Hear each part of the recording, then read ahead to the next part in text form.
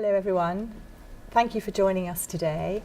I'm Professor Karen Fowler-Watt and I'm Director of the Centre for the Study of Conflict, Emotion and Social Justice here at Bournemouth University.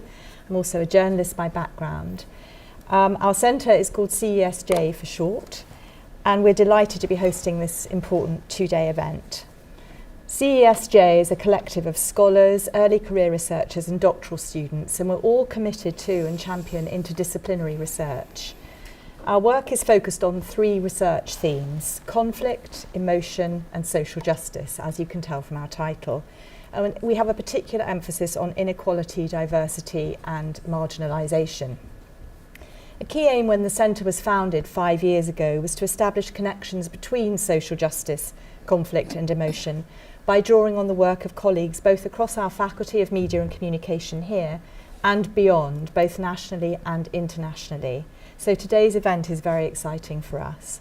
It's our intention to address issues of conflict, trauma, and to do this, as I say, nationally and internationally, and to achieve it by working with scholars, media and charity organisations, artists, activists, and to foster public debate about such issues through the dissemination of research, public engagement events and workshops. These core research themes also reflect and resonate with global contexts and imperatives, never more important than today. The work of the DMDI network aligns perfectly with this focus, and it's also represented in our Decolonisation Hub, which we have within CESJ, our research centre. It's led by Dr. Samantha Iwowo, who has put in all the hard work to make today's event possible, and I'd just like to say a very big thank you to Sam. So the artist as public intellectual has a primary aim of learning how artistic knowledge exchanges about histories, socio-cultural heritages, filmmaking, as well as indigenous knowledge systems of media, identity, gender and textiles can advance innovative ways of rethinking ethical, transnational media engagements around both research, practice and industry, and also pedagogy.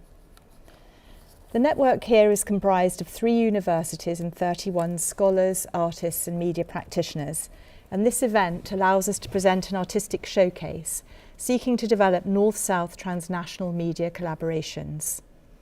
We are partnered with and welcome to this hybrid showcase Kwame Nkrumah University of Science and Technology in Ghana, and also the University of the Liberal Arts, Bangladesh, Lanka Cine Media Sri Lanka, and the Wole Soyinka International Cultural Exchange. As a showcase, we'll be treated to a rich and varied range of cultural artefacts, ranging from poetry, music and drama, to film screenings and visual exhibitions. We look forward to these next 2 days, to welcoming lively discussion, to listening to new ideas. A very important aspect of this network is listening to these new ideas and learning from each other, and to working on future collaborations that I feel sure will be spawned by this very important initiative. So thank you again for joining us, and I really hope you enjoy the next 2 days. To me? Yeah. Would you like me to start then? Yeah, you can go on, then I go. Sure. Hello everyone, my name is Dr. Michael Sunderland. I am the Faculty Lead for Internationalisation in the Faculty of Media and Communication here at Bournemouth University. I'd also like to welcome all partners from joining us today from across the world. The Faculty of Media and Communication at BU is one of Europe's largest dedicated media faculties, with 4 departments: media production, communication and journalism, humanities and law, and the National Centre for Computer Animation. And we are very proud to welcome and benefit immensely from the international students that come to our courses from across the world, participate and bring so much to the university and the local community. We are an outward-looking faculty, and we are trying our best to build our internationalisation strategy on some of the notions, the values and the ideals that we will be discussing over the next couple of days. That means not only decolonised curricula, but also a partnership approach based on collective goodwill and equity. And the work of Dr. Owowo and this network is central to informing our approach as a strategy. I'm so grateful to Dr. Owowo for her work in this area, as well as to partner universities and the colleagues on the call this week. And I look forward to some fantastic debate and conversations over the next couple of days. Thank you very much. Thank you very much, Michael. So welcome to the third installment of our Developing a Media Decolonisation Imaginary series, DMDI. I wish to thank our research network around the world. Also wish to thank Kwame Nkrumah University of Science and Technology and the speakers and chairs who will be speaking today. We'd like to also thank the project managers, Marcia Kora and Wikali Ndabo, for all their hard work, and especially also the technical team for all their support. Today we delve into the multifaceted role of the artist as a public intellectual. The theme of the webinar, The Artist as Public Intellectual, bringing Rememory and Sankofa to imagine futures of ethical transnational media collaborations, invites us to explore the profound impacts artists can have on society. By drawing on the profundity of Toni Morrison and August Wilson's notions of Rememory, which in summary involves a necessary revisiting of traumatic past for the purpose of healing, and the Ghanaian Edinkra philosophy of Sankofa, which emphasizes the need to remember to take into the future relevant values of history. We aim to understand how artists can use the past to inform the future and shape a more equitable world. As we navigate the complex landscapes of contemporary art and media, we propose the considering of several critical questions. Discuss ethical considerations in transnational collaborations, considering their challenges and opportunities for working across borders and cultures. We also propose to explore intention versus impact. How do an artist's intentions align with the interpretations and impact of their work? Can art be both a personal expression and a catalyst for social change? We also invite the thoughts around authenticity and representation. How can artists authentically represent the experiences of marginalized communities without appropriating their voices? We're also quite interested in accessibility and reach. How can we ensure that art is accessible to a diverse audience and that its message resonates across cultural and socio-economic boundaries? Over the next 2 days, therefore, we will examine the role of artists as public intellectuals, discussing how they can use their creativity to challenge dominant narratives and raise awareness about pressing social issues in intersectional ways. We're also interested in imagining future possibilities of ethical media collaborations, brainstorming on innovative projects that can address these issues and support the promotion of social justice. By fostering ethical and transnational collaborations, therefore, we can harness the power of art and media to create a more equitable and sustainable world. May we together then continue on this journey of thinking, of creativity and collective action. Thank you very much for joining us.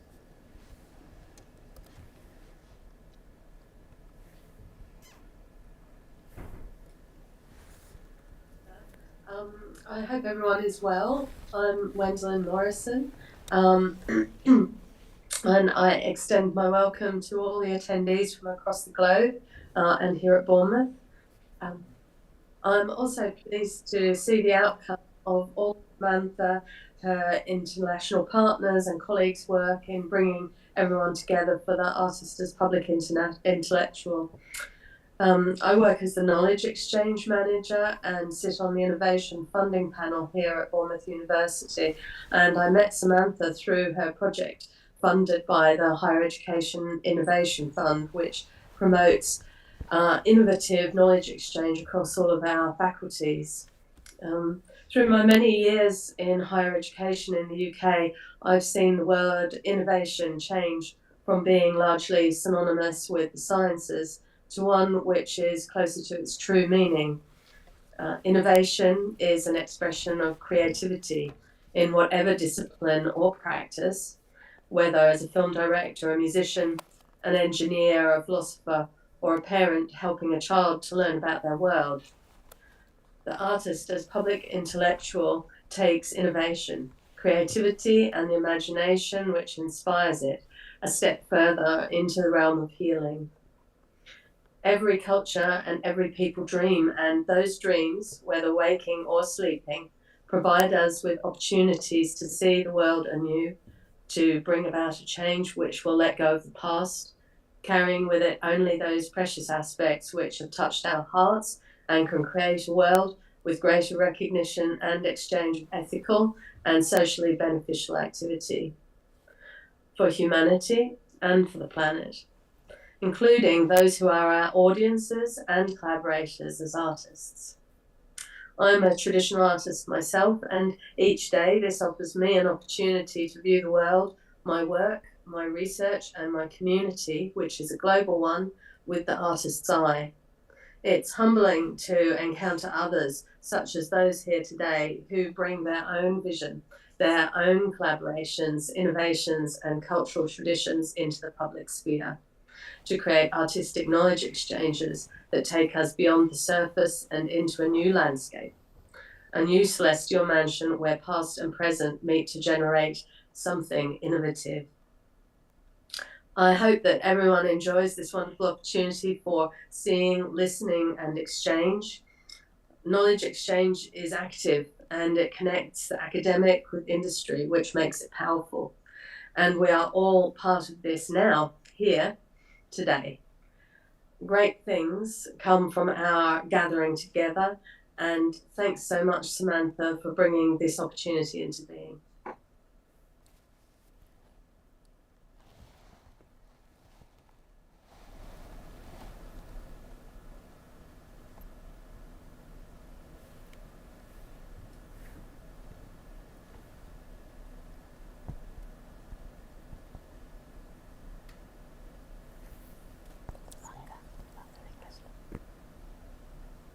Lanka, apologies, you're on.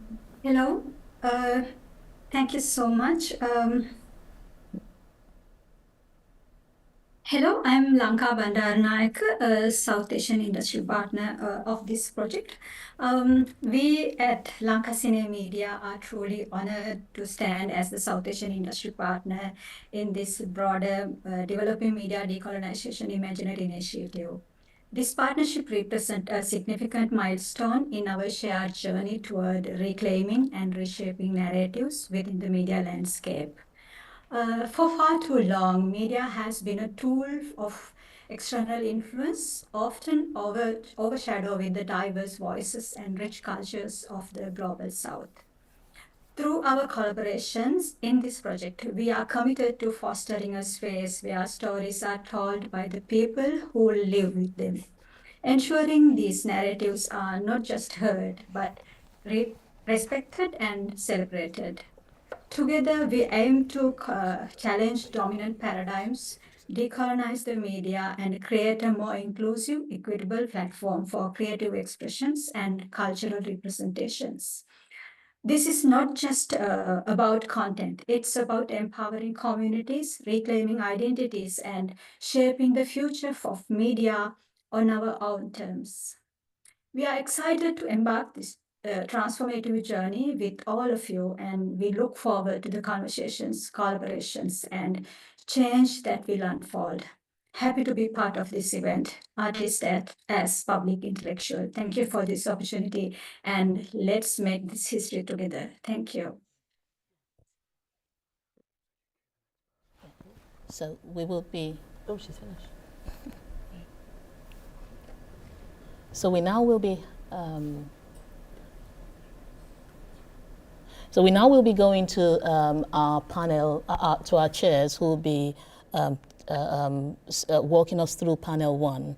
And panel one is titled Windrush, those boat crossings. Our chairs are Imru Bakari and Maureen Salmon. I'll read both their citations and hand over to them. So Imru Bakari is a filmmaker, writer, and independent researcher working in the creative industries. Born in Basseterre, St. Kitts and Nevis, he has lived in the UK and East Africa since the 1960s. He studied at Bradford College of Arts and is a graduate of the National Film and Television School, Beaconsfield. He also completed postgraduate studies at Goldsmiths University, University of London, Bakary is formerly a senior fellow and senior lecturer at the University of Winchester, Faculty of Education and the Arts. He was there from 1994 to 2024. Along with British filmmakers Henry Martin and Menelik Shabazz, Bakary set up Kumba Production in 1982, which provided a base for the formation of Cedo Films and Video Workshop between 1982 to 1994. From 1999 to 2004, he was the festival director of the Zanzibar International Film Festival and a member of the Advisory Council of the Pan-African Federation of Filmmakers, FEPACI, from 2012 to 2015. His published works include African Experiences of Cinema, as well as the poetry collections Without Passport or Apology, and Madman in This House. Bakary's film and television credits include African Tales short film series, as well as Blue Notes and Exiled Voices, and not forgetting The Mark of the Hand, Aubrey Williams, and The Riots and Rumors of Riots. Bakary is a director of the June Givani Pan-African Cinema Archive and an associate Numbi Arts and an associate of Numbi Arts and the Somali Museum, UK. Thank you very much, Imru Bakary, for joining us. I'll go over now to introduce Maureen Salmon.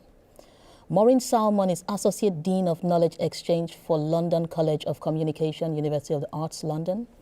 Her research and knowledge exchange work is underpinned by substantive industry, public and community engagement expertise in an international arena, mainly in contemporary African Caribbean diaspora context.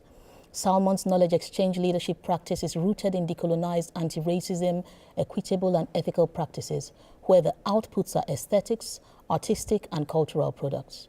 She has been exploring the migration of the African and Caribbean diaspora and their contributions to societies since 1980s. Thank you very much for joining us. I hand over to them now. Thank you, Samantha Iwowo, and thank you, Bournemouth University and all the partners for inviting me again to continuing to be part of this very important project. As Samantha has said, I am one of the chairs of this session. The other is Maureen Salmon. Maureen, you want to say something? Hello, at least. Good morning, everyone, and I'm delighted to be participating in this amazing showcase. And thank you, Samantha and Bournemouth University and my co-chair. And a warm welcome to all the contributors over the next couple of days. Thank you. I am going to kick off the session with some introductory remarks to be followed by Maureen Salmon, and then we will go into a panel discussion and end this part of the program with a poetry reading. I'll introduce the panel discussants later on at the end of Maureen's presentation. Firstly, can I share my screen, please? I have permission to do that. I've just sent a request.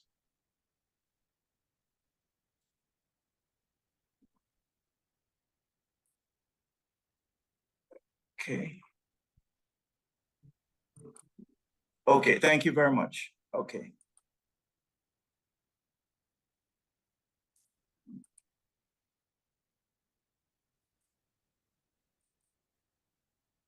Right.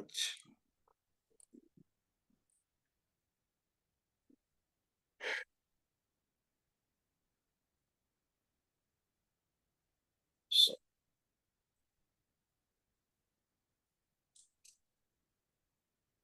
okay, fine. Can you see my PowerPoint clearly? Is the gallery interrupting it in any way?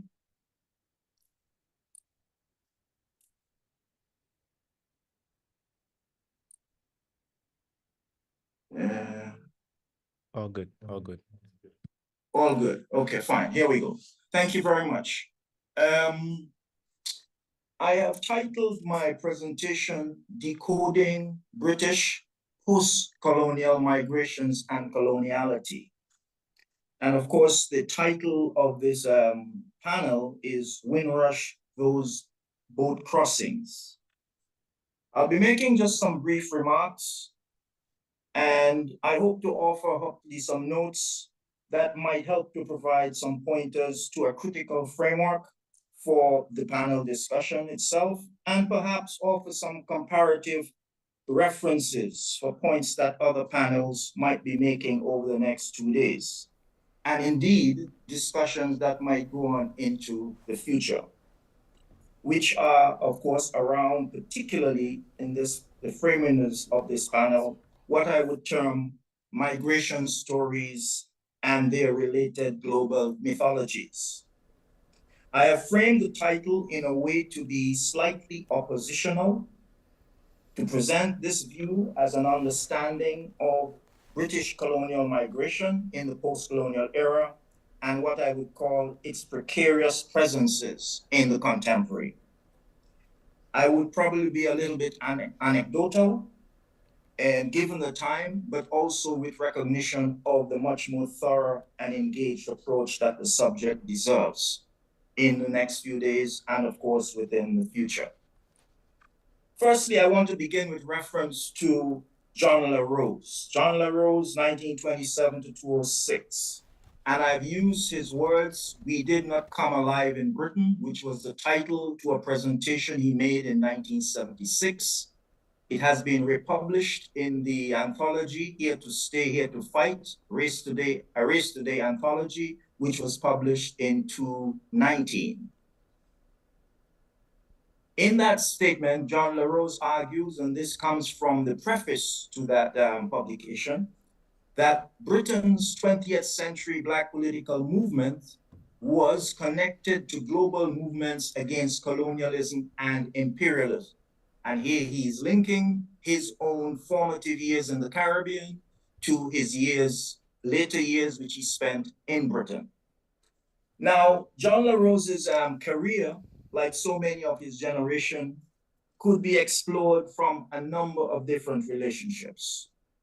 What I would like to say, however, is that collectively, his generation of artists, intellectual activists have influenced profoundly the ideas around African diaspora thinking and debates, and continue to offer very specific Caribbean perspectives within the framework of those discussions. And I could name one or two who might be useful for reference: Sylvia Winters, Ivan Van Sertima, Jan Carew, Gordon Rollier, Kamau Brathwaite, Aubrey Williams, Althea McNeish, Sam Salvan, Andres Salke. As you can see, John La Rose is a publisher, a poet, but also a co-founder of the Caribbean artist movement in Britain from 1966 to 1971. We refer to this period more or less as the post-1945 moment in British history.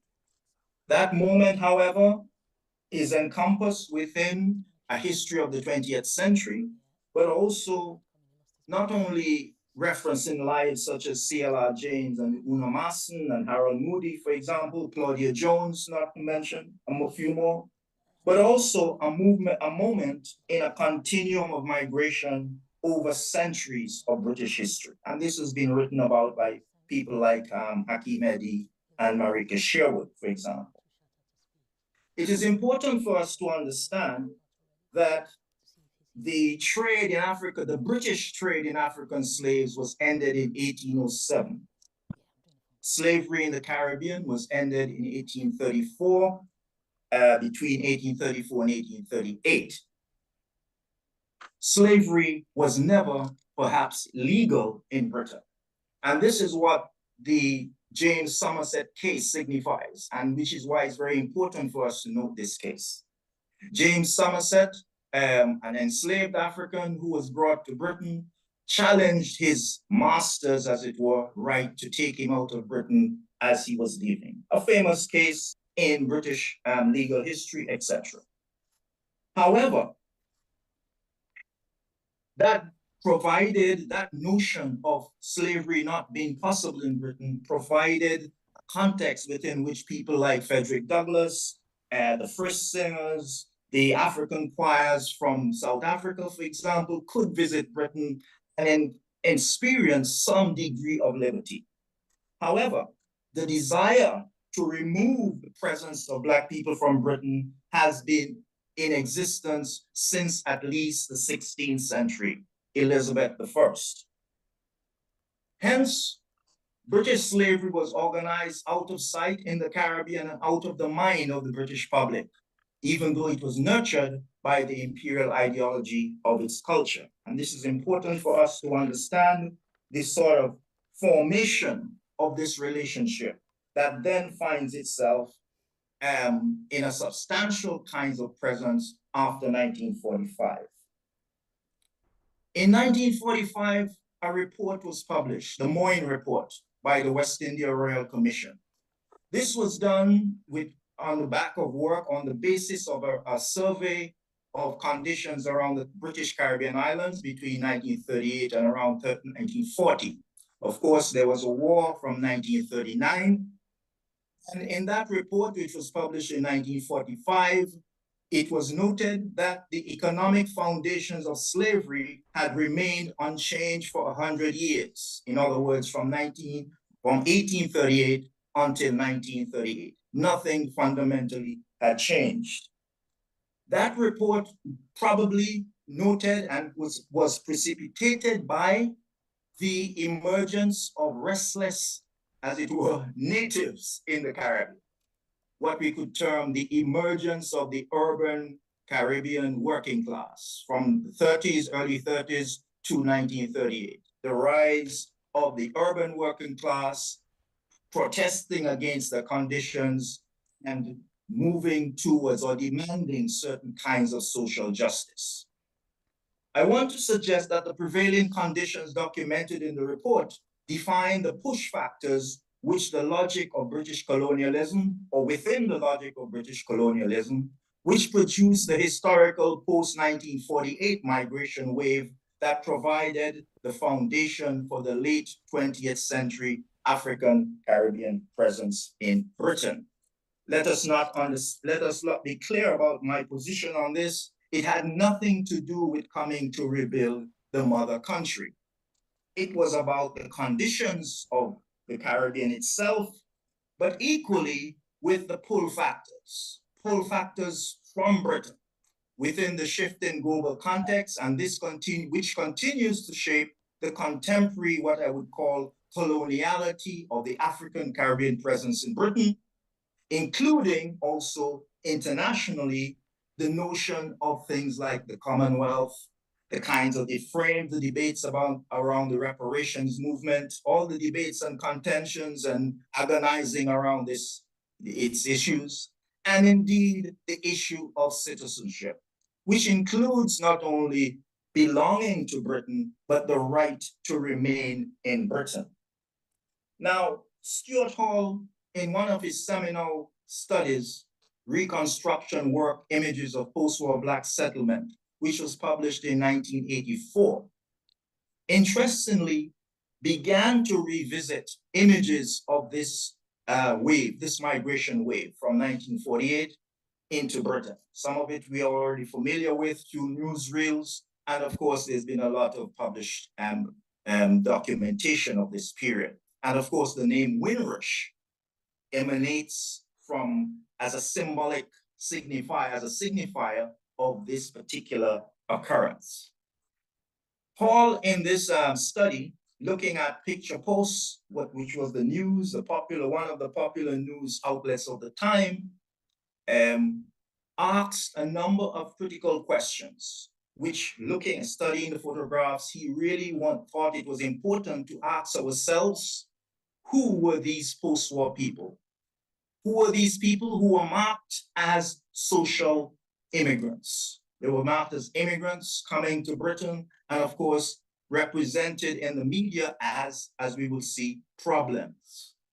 I want to suggest that these questions, the questions that he asks, which basically pivoted around the question, who are these people? And these questions have returned to haunt us. in a way, and then haunt our debates on diaspora, on migration, and indeed the Black presence in UK. And it has impacted on new waves of human movement, equally caught up in post-colonial and global push and pull factors. Britain in the 20th century,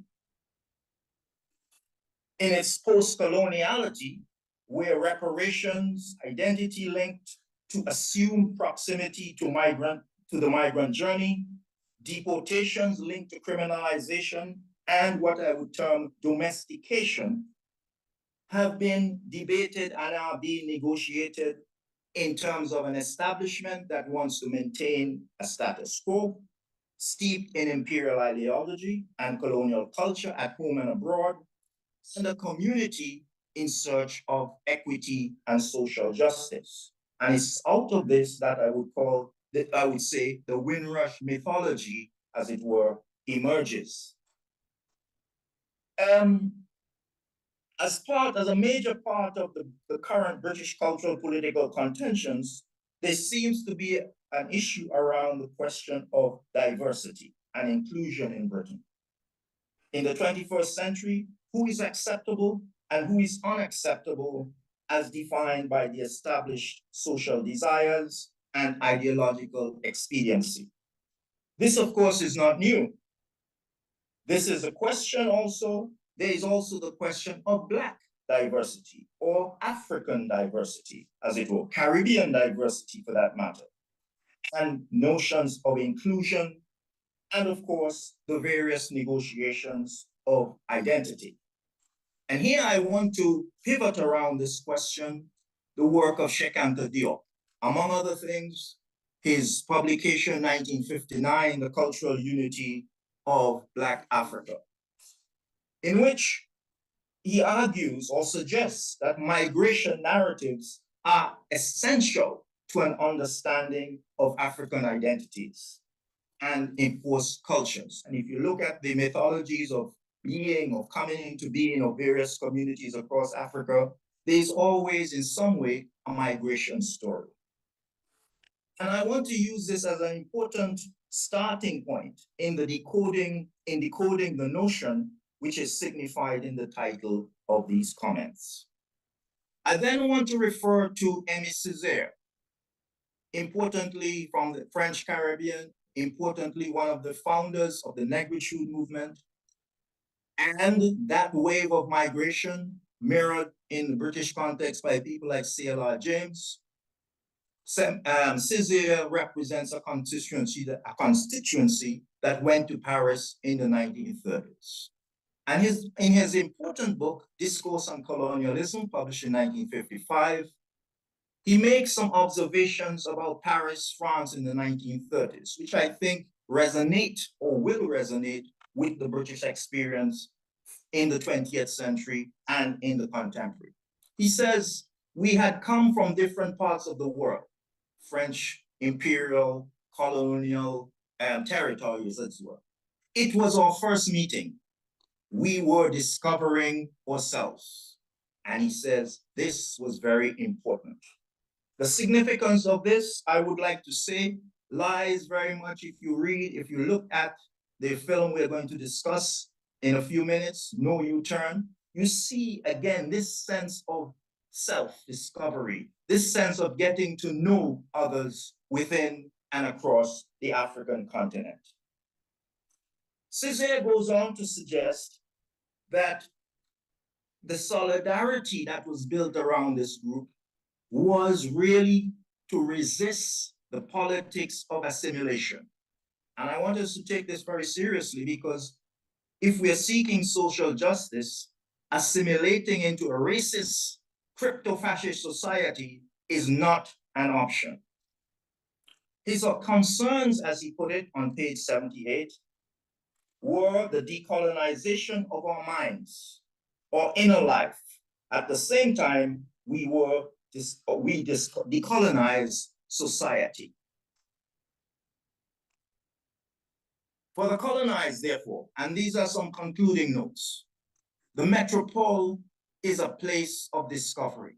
It offers a promise an opportunity for self-realization, for agency. It also does not suggest anything about building the metropole. Nobody in No U-Turn talks about building the metropole. They always talk about realizing their potential, enriching their communities. And this is important. In Britain, the notion of the mother country and the mythologies about migration related to that, I think they need to be debunked. If we look at the famous news clips around the Windrush, one of the unnamed respondents, when asked, what are you going to do in Britain? Or what are you going to do in London? He simply said, I will look for a job. We also have in the another famous Pathé news clip, the famous Lord Kitchener.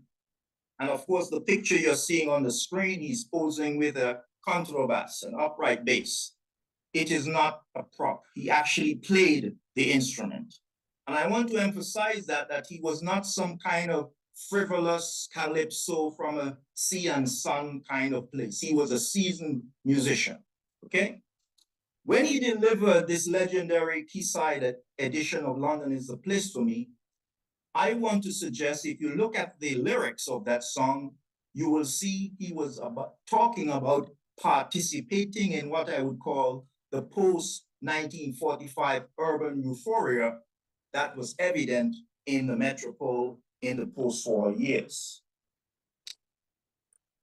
In engaging with the concept, therefore, of Ubuntu and Sankofa, and here I want to also put in as a marker Asabiya in the work of Ibn Khaldun, who comes from Morocco. We need to summon, we need to recognize that we are summoning the resources of African philosophy, which is usually, and I think somewhat derogatorily, referred to as indigenous knowledge. Ubuntu is about human relationships. You are because I am.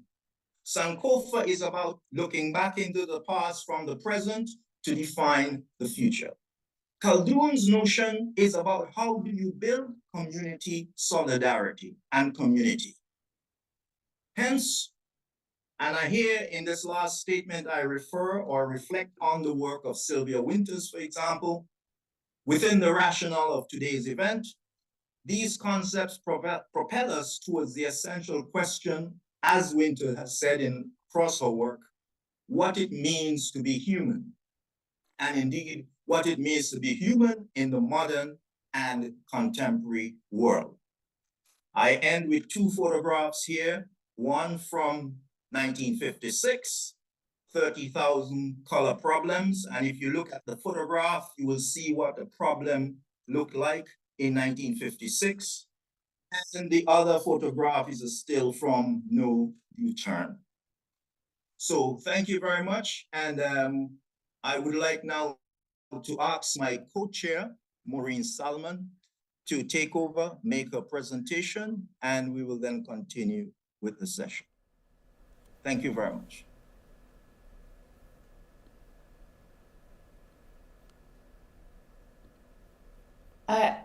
Thank you, Emre, for such a stimulating historical account of migration.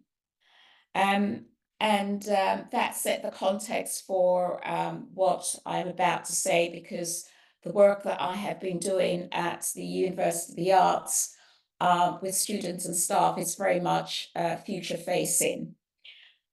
It's interesting because, you know, migration is absolutely essential for our survival as humans.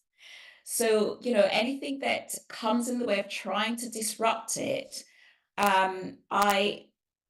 is a way in which once you start disrupting migration, it becomes a very serious matter. I'm going to now share my screen.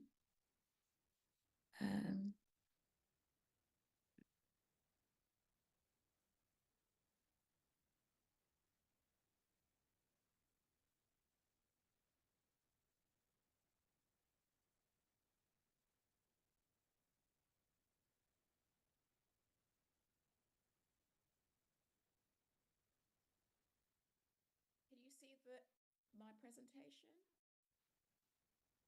Not as yet. It hasn't come up as yet. Okay.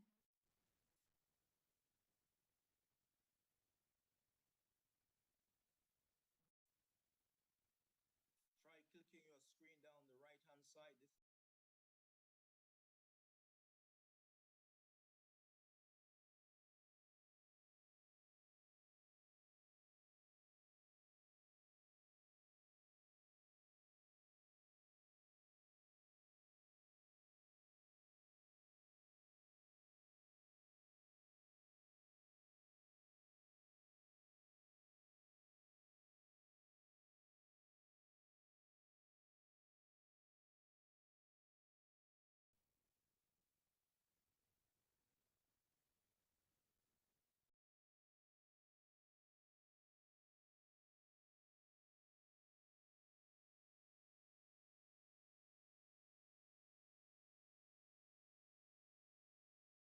Just click on. Sorry. Okay.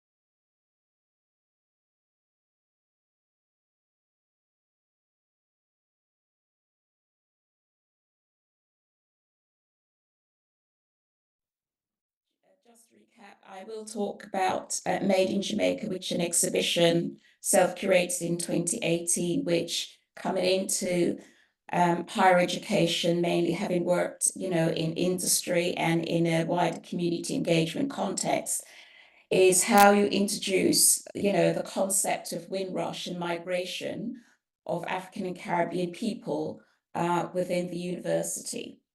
And then I will move on to the Windrush project, which was called Reimagine Our Future. Next slide, please.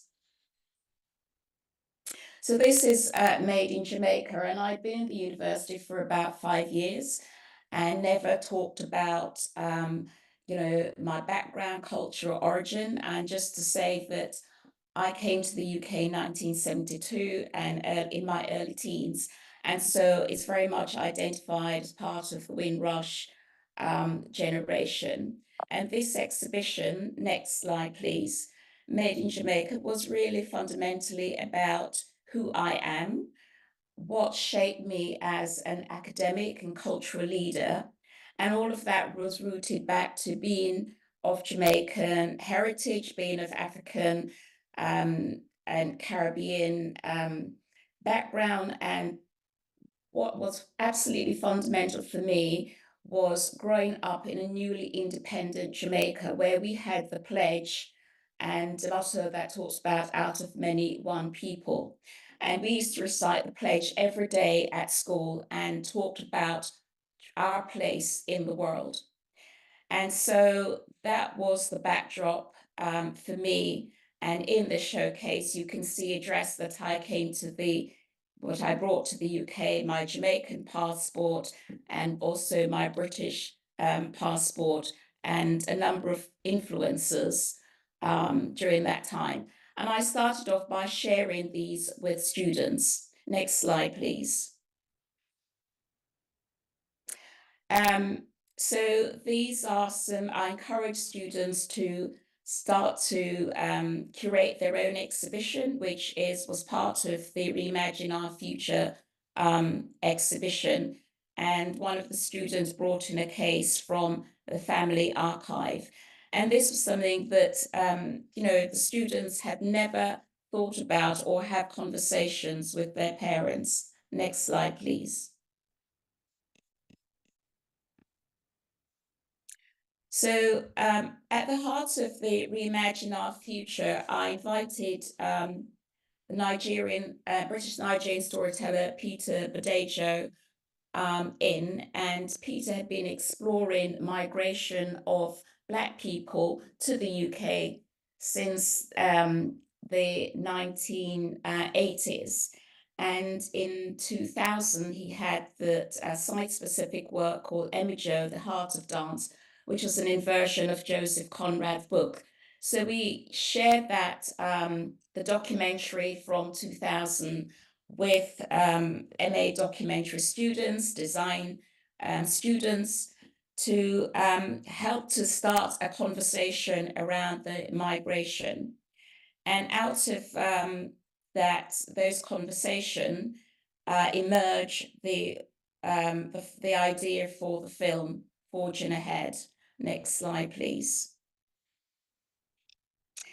So on Windrush Day, on the 75th anniversary, we had a storytelling provocation led by Peter, along with staff and students who'd been participating in the project. And the provocation here is, have young people today got the Windrush DNA? Next slide, please. And so we had an audience from the community and staff and students, which was over about 230, which was the first time that our college has had that kind of engagement with Black community in London. Next slide. So that's the students who are involved in making the film, talking about that experience. Next slide. And that's the film crew. So the film is a significant legacy from the Forging Ahead project. It features 3 young London-based creators of Caribbean heritage who talking about their lives, their artistic expression and hope for the future. They tell stories of their families in which earlier generation who'd migrated to the UK from different countries in the Caribbean highlight hopes and ambition for new life in Britain, and also their experiences of racism, identity, resilience, and strong family bond. And this documentary, resonates so much with No U-Turn, and the stories are the same. It'd be interesting to have a conversation around the similarities between these 2 films. Next slide, please. Next slide, and we're going to go straight to the film to save time. So these are the 3 creators. Noah, who is a musician, Moses, visual artist, and Jono, who is a graphic designer and a final year student.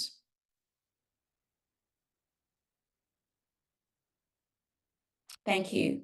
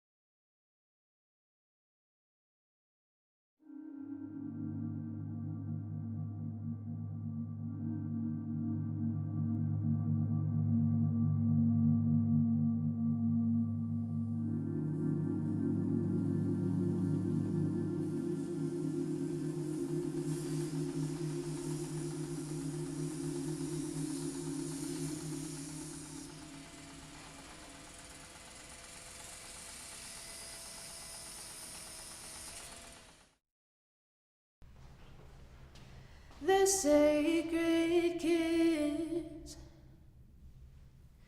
wounds get deeper without secret right now stressed and lifts you up when you're down. What hope can be found? What tender smiles? I look up when things seem grave. I look up, I'm homeward bound. I look up.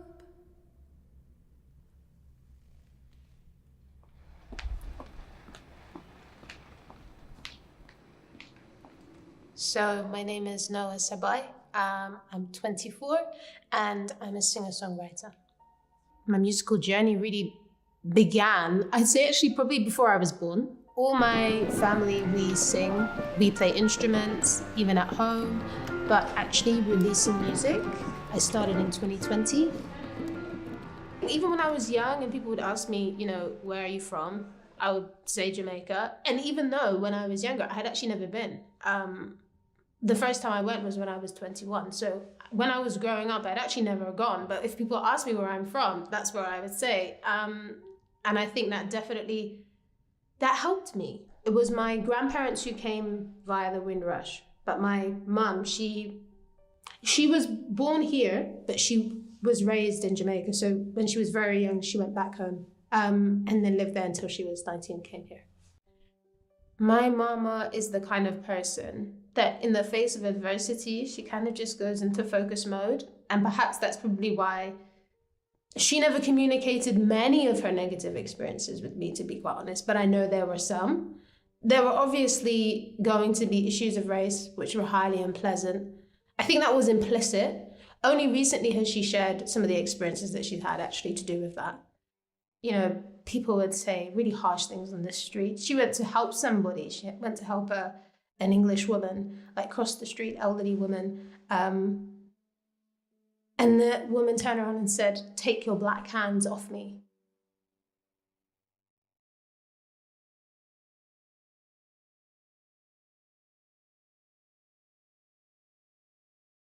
Renge Gyo Nam Yo Ho Renge Gyo Nam Yo Ho Renge Gyo.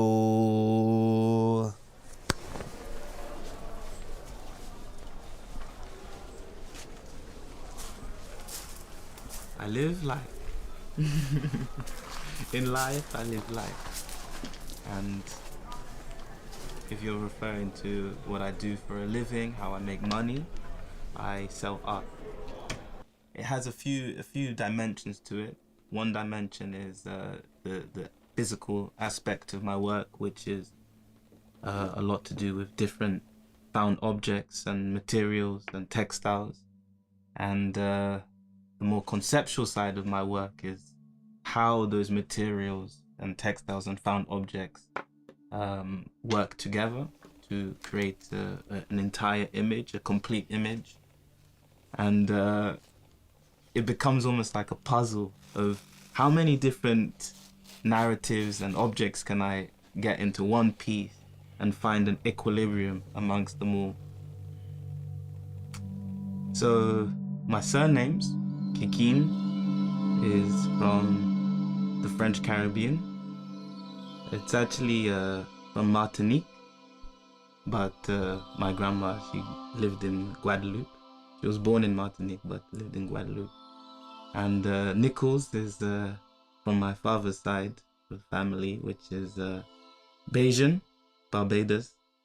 My parents came to the UK in 1961. London Transport was recruiting direct from the Caribbean, and my dad wanted to go on an adventure. He drove the buses for maybe 2 years. They told him you could never be a manager. The best you could be is maybe an inspector. So he left and he went to work for the post office.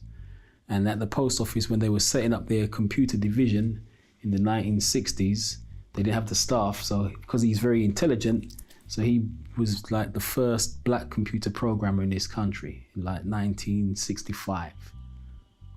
So my mother came a couple of months after my dad, because she stayed in Barbados with my eldest sister. And then she came over here. She was a nurse, and she was, like I said, the people of that generation, they were very confident people. Like, I don't think some of the younger heads can really understand what the grandparents, who they were and how they operated, and what they had to deal with. But she was, she would be like the original Spice Girl. She was on Girl Power before Girl Power existed. Imagine to be a nurse and you're dealing with a patient and this person is sick and they've defecated all over themselves, and they're telling you, take your dirty black hands off me, and you have to go and clean the shit off of this person, and they still, when they're in that state of having their own shit on them, they still turn around and can badmouth you for being black. So both my parents who came over here, they both left. And so us as children, we would hear the stories. We would hear the conversations that they had, And so we picked up on that. And so I never considered myself to be English. We weren't raised as British children. We was West Indian children. And the food that we ate and, how we moved and the way the communities were and all the different families. So you had friends whose family was from Trinidad, the next family was from Guyana. Jamaica was always the dominant culture. So we would get to experience the different cultures of the different islands, which was something our parents never had. My dad said to me the first time he ever met a Jamaican was when he came to England.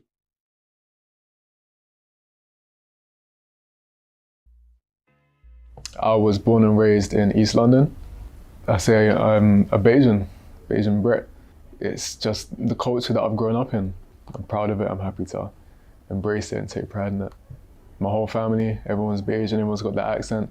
All the words and phrases, the food, the music. It's just a part of who I am now. When I left Barbados, I was British with a British passport. When I came here, I wasn't. So I'm British. I had to fight for my nationalization. I came in December and it was very cold.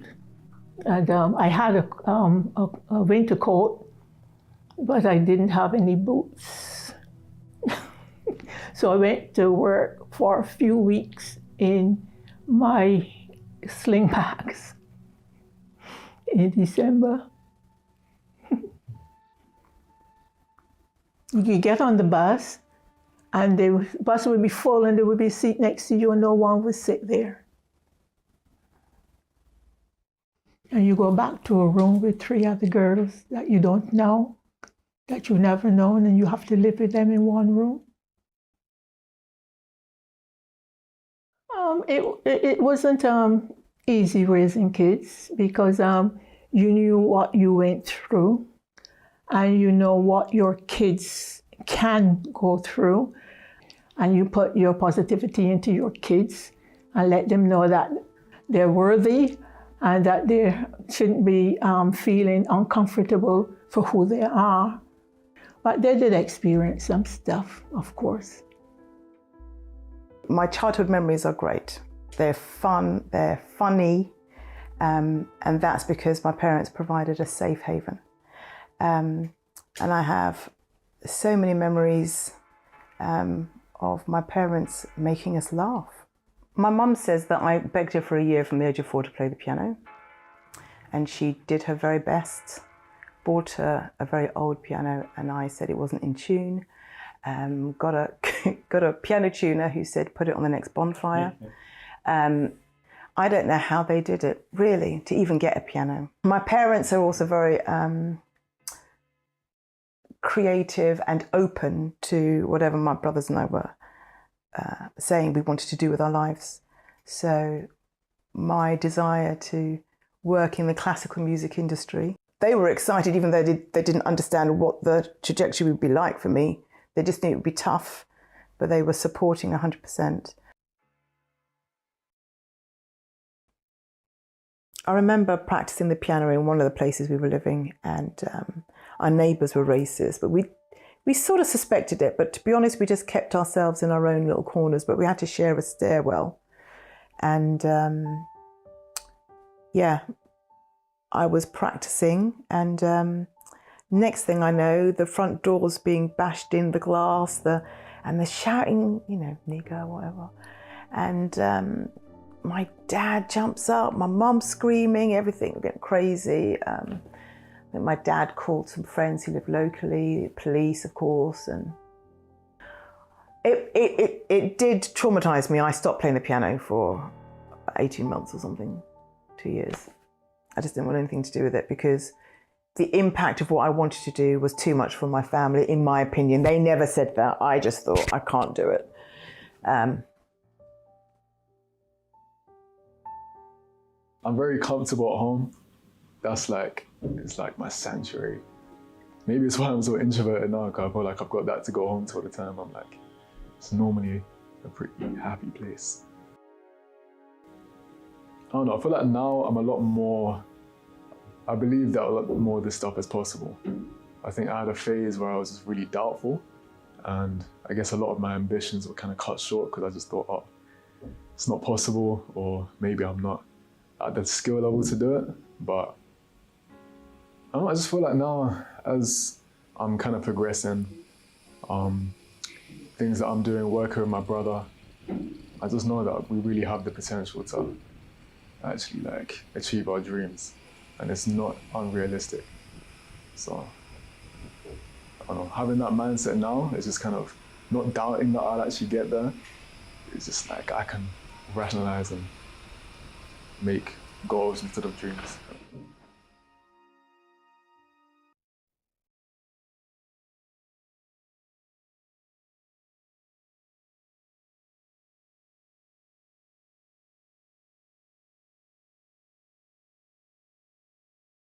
Thanks a lot. Maureen, are you on screen? Yes, you are. I'm on screen as well. Yeah, we're going to be co-chairing this following discussion. And I just, as a comment to segue towards that discussion, I just wanted to observe the ways in which the film and the work you're doing resonate around Stuart Hall's seminal questions in the paper I mentioned, the study I mentioned, reconstruction work. Because of course, his concern was going beyond the media creations and the media constructions of these people, going beyond the stereotypes and looking at them as human beings with agency, with some kind of identity, and with some kind of history. And that's probably the preoccupation of the present, accumulatively over the last few years. Our session, which we will jointly introduce, is entitled No U-Turn, Lens on Migration Tracks. And we are taking Ike Enabue's important film title as the title for motivating us in this discussion. We will introduce the panelists, and at the end of this discussion, we will have a poetry reading, not as advertised by Nduka Otiono, but by Imotunde Adeyinka. And I'll introduce Imotunde when we conclude the discussion, and towards the end when we will invite that poetry presentation. Firstly, I see everybody is more or less online. Ike Enabuwe, renowned Nigerian film director and producer and director of that film I mentioned, No U-Turn, commendable film produced in 2022, which has received multiple prestigious awards. The film also won Best Documentary at the AMA Awards and the African International Festival, AFRIF. Ike is a founder and COE of LP House of Creatives, a creative hub of networks across Africa and beyond, and Passion 8 Communications Company Limited. He made a film, I don't know if it's his first film, he might tell us, Sink or Swim in 2017, which addressed the issues of irregular migration and human trafficking. And that also gained recognition at multiple festivals. He's also involved with mentoring young African filmmakers through his initiative, or through initiatives like Treasure Wells Academy and his Breaking into Nollywood workshops. Maureen? Thank you. And would you like to introduce the next speaker? Yes, please. Okay, so it's Dr. Isabella Alexander Nathani. Isabella is an award-winning writer, filmmaker, educator, and human rights activist with a background in cultural anthropology. Her work, including her book, Burning in Europe's Border, and the documentary, The Burning, explores the human impact of the global refugee crisis. She teaches at UCLA in both the School of Law and the School of Theatre, Film and Television, offering courses on human rights, advocacy and storytelling. As the founder and executive director of Small World Films, she combines social science research with storytelling to amplify marginalized voices and advocate for policy change. Isabella's work has been featured in major media outlets and has received several prestigious awards, including the Emerging Leader in Anthropology from the American Anthropological Association. Right, and on also, and if I just, sorry, I'm just having a little problem with my screen at the moment.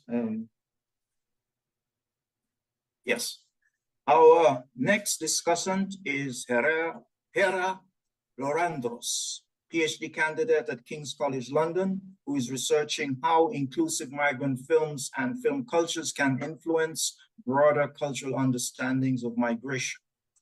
Her project, it focuses on London Migration Film Festival as a case study and explores how inclusive spaces can shape attitudes towards migration. Her work integrates her multidisciplinary academic background in English, film studies, cultural studies, and sociology. Hera has also worked with organizations advocating refugee rights, including Citizens UK, Migrants Organize, and the Lewisham Refugee and Migrant Network. Welcome all. May I take the liberty of asking, let's start with Ike, since I've been mentioning you and the title of your film is kicking us into the future, as it were. What would be your motivations, or when you look at your film, look back, reflect on your film, on what has been discussed so far, how that might help us maybe to understand what you're doing, clarify what you're doing, engage with what you're doing in that film, and probably your work. Ike. Thank you so much. Thank you, everyone. Good afternoon from Enugu, Nigeria. I'm also delighted to be part of this. Thank you, Umra Bakari. I hope I pronounced your first name right. Imru. Imru. Imru. No problem. Yeah, and everyone, Maureen Salmon, thank you. Of course, the Bournemouth University and all the partner universities. This is just such a beautiful conversation. To answer your question directly, I think that one of the things that I would like to cite here is most of the Q&A questions that I have gotten most times when I have screened the film in the Global North is everybody is talking about the relationship that I brought to the screen with the people in the film, the people that I interacted with in the film. And they've always wondered how I was able to, create that chemistry, with the subjects that I was studying and that I was talking with in the film. And the answer to that is well related to the conversation today, because being someone who was a migrant myself, who was on that road myself, it was easy to relate with other migrants with dignity, relate with them. I wasn't relating with them as a storyteller who is hunting for a story. I was relating with them as someone who has been, part of that, and understanding the approaches and how to approach people with dignity, how to give people the safe space that they need, to be able to tell their stories, to be able to express themselves. And these are the kind of things that has been lacking when, for instance, the Global North is trying to tell a story in the Global South. You could always tell that that balance it's not there, and the balance is needed. That's what I've learned from the journey of No U-Turn. When you approach these communities, how do you approach them? And do you understand the the sensibilities of these communities, and how do you navigate that? So for me, those were the lessons that I can bring to this conversation.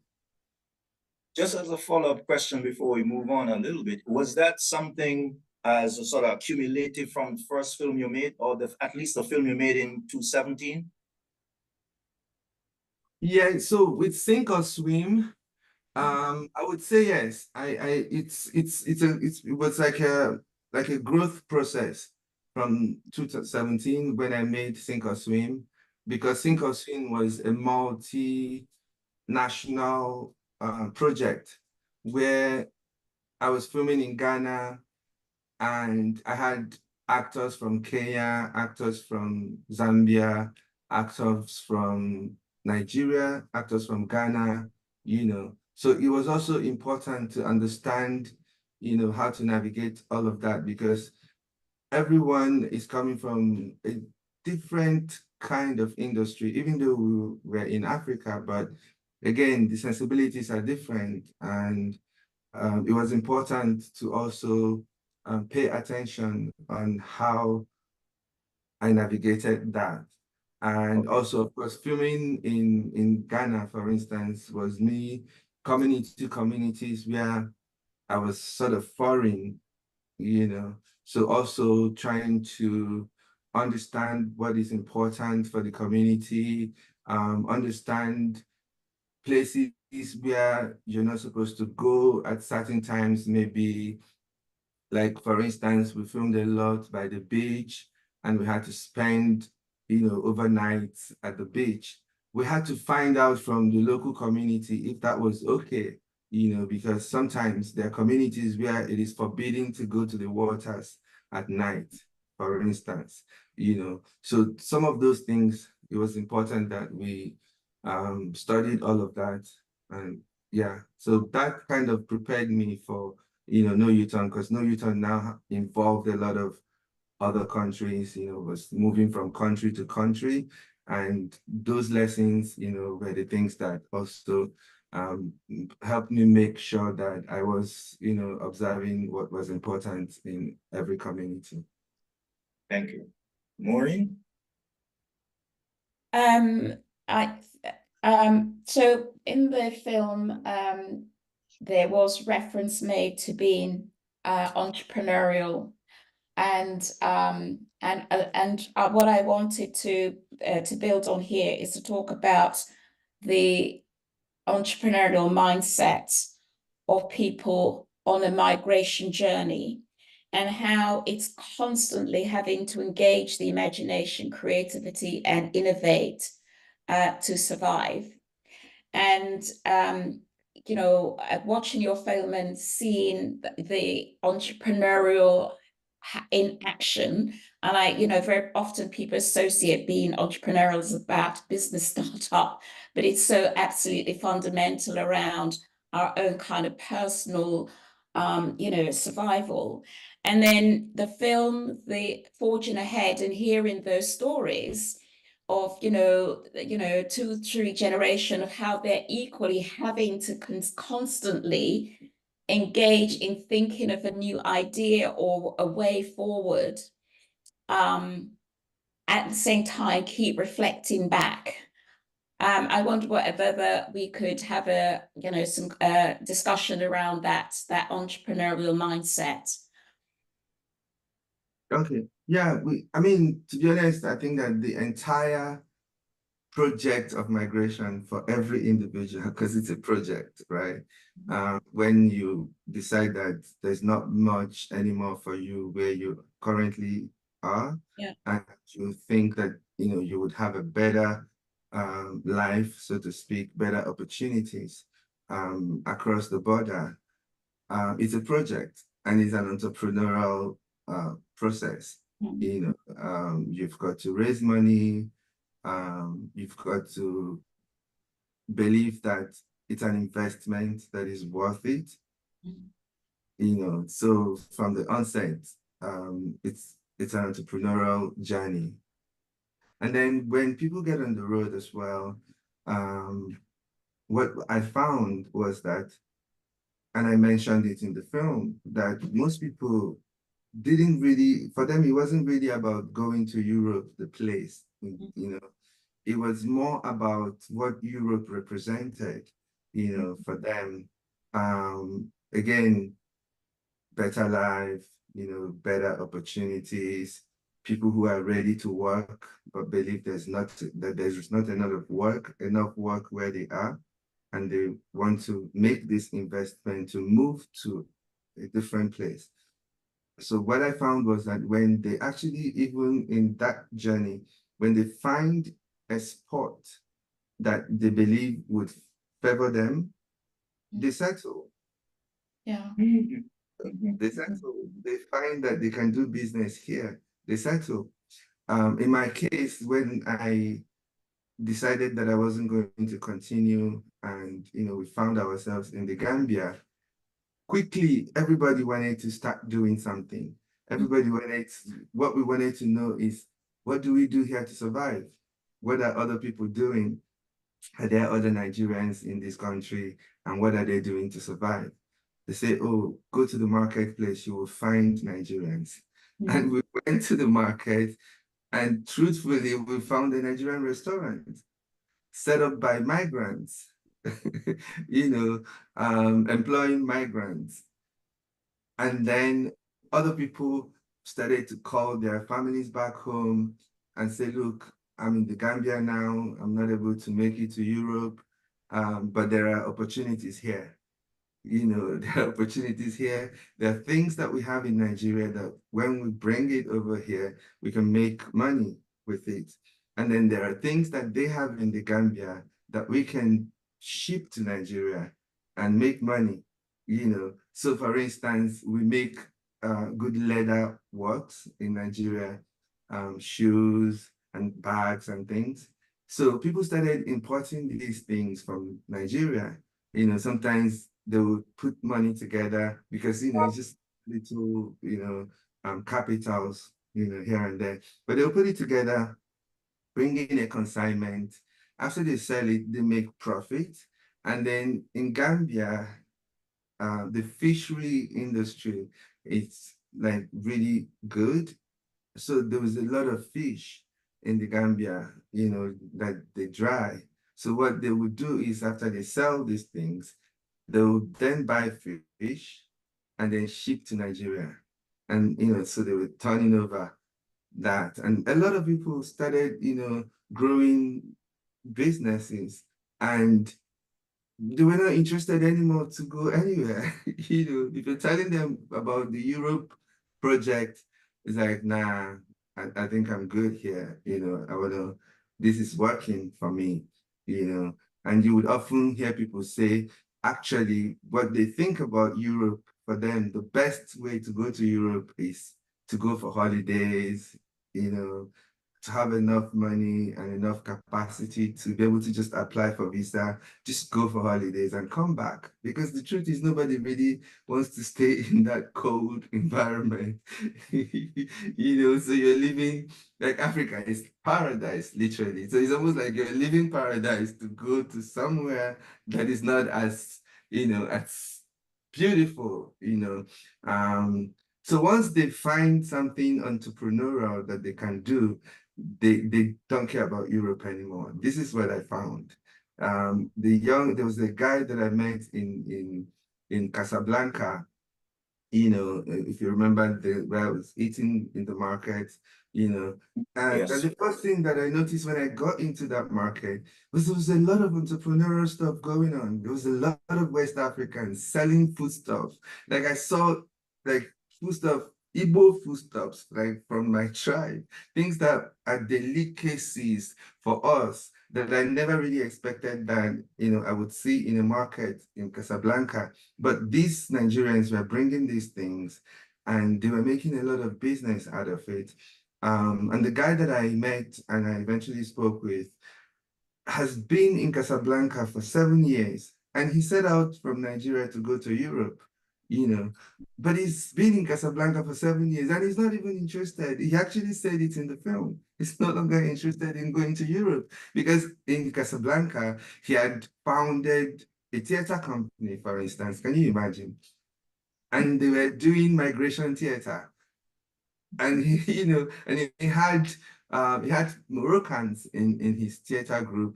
He had other people, migrants from Nigeria, from Gambia, in his theater group, and they were getting jobs.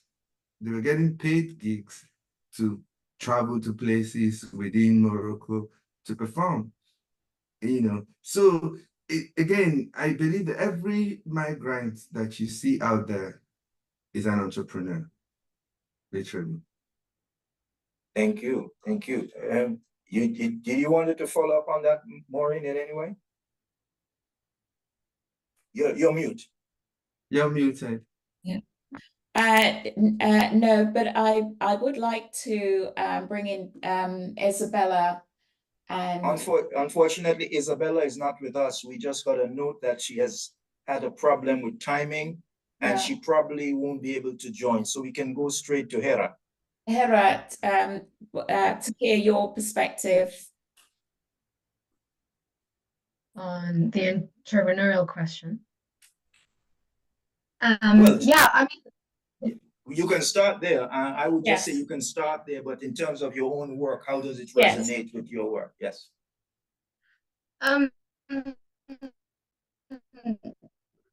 Yeah, so my work, actually, I interviewed Ike. That's how we know each other. So I interviewed Ike because a lot of scholarship around migrant cinema tends to focus on exclusion and like those stories of victimhood and kind of how, you know, in the end, it's quite Eurocentric because it always puts Europe at the center of the analysis and saying that, you know, these films are metaphors for Europe and its identity crisis or whatever. Whereas I felt Ike's film was so different and it was this kind of, I call it like, I don't know, it's this idea of this critical utopia, right? Because it's this film showing a completely different point of view. And he did that not just through, I think, the sort of symbolism in the film, you know, kind of showing this entrepreneurial spirit, these so many different stories of migration, you know, that Europe is an idea rather than a place. And also this really lack of interest, I think, in like the kind of securitization of the border, this kind of border spectacle, which is very present in other films about migration. But he also did it through the actual process of making the film. And I think that for me was really interesting. And like, you know, that you know, Ike got funding and mentorship from other filmmakers and people in Africa, you know, and that was really important, you know, in showing that kind of point of view and drawing from those skills, drawing from that knowledge. But you also did it in your kindness and your awareness and sensitivities to what people were going through. And you know, like, and that you didn't, when you finished the film, you know, you didn't just stop there. You set up this organization to help people, and that's so rare with documentarians. You don't see that, and it again contrasts massively to this other documentaries which follow much more of an, I would say, a colonial influenced approach to extracting information from people, you know, putting it on screen and then saying, "I'll see you later," you know, and it's such a much, you know, it's a real, and I think that's quite interesting is to look at what you did differently. And then also, as part of my research, I'm looking at how a film like Ike's makes it to audiences and that relationship with those cultures. And if something might be lost in that translation to audiences. And I think screening No U-Turn at the London Migration Film Festival is an interesting one because here you've got an audience, a friendly audience, right? But at the end of the day, it's in London, it's a majority white audience, you know, how much is it going to really challenge, or how much are they going to understand some of the messages that your film had? And that's kind of where my research is quite interested. Like, I'm interested in that. What happens when you translate that to audio? And I think, Ike, we talked about the Durban premiere and how much that contrasted with other screenings that you did, and how much of a role audience has in and Q&A panels and curation and the people around it, and that kind of that sort of embedded institutional racism, what that does to translating a film is also quite interesting. Sorry, I talked for too long. Well, no, but I want you to do, I hope you link this to your work, and in terms of more defining the challenges that you face in your work, okay? If you could elaborate on that a little bit. And I note that there are some questions from attendees. Please place it in the chat, or the technical crew would facilitate your voice and maybe your picture as well. So, but at least place it in the chat so that we can transfer, well, they will be able to see it anyway, but I'll transfer, transfer those questions to an audience, okay? So, Hera, back to you, please. Challenges in my research. Yes, more, and your work with organizations as you stipulated here in London. It's look, I think I'm a white woman doing this research. So the first challenge is in my positionality and thinking about the kind of histories and prejudices and all of that brings to my work, and how do I hold myself to account, and how research generally, especially in my field of arts and humanities, hasn't an answer for that so far. And whereas I think in the social sciences is a little bit more thinking around accountability, whereas I feel in film theory there isn't. And I don't have the answer to that yet. I don't know how to hold myself to account for research that I'm doing, and thinking about my blind spots. I'm still working on that. And the other challenge is sitting as someone who's inside and outside, right? So I'm in as a white woman, I'm sort of sitting within. I'm actually share similar identities to the organizers of like organizations like the London Migration Film Festival, but at the same time, I'm coming from a very different critical background, a different philosophical background, a decolonial approach, and kind of that tension of trying to challenge them and what they're doing, but also being aware of the hypocrisy in that I am also probably have done exactly the same things as they have done in how they've excluded people. So there's a real fine tension, I think, in some of the work. And then similarly, I take that tension into when I'm interviewing, filmmakers like Ike. I'm bringing in, all of that identity, all of that, those prejudices, all of that into the interview room. And then how does that affect our relationship? And I think like when we were talking, Ike, like, I think, I don't know how you feel, but I wonder, you were like, where is she sitting? What's her point of view? How far can she understand what I went through? And I think it took a while to kind of make sense of me. And I think that is quite a challenge as well. Well, I think that whole idea about your standpoint position is something which this research group has engaged with in past events, and I'm sure it is part of their ongoing debate. But the interesting thing for me that you mentioned is the absences, the intellectual absences within the academy to engage with these issues on an equitable and more, you might say, engaged, in a more equitable and engaged manner.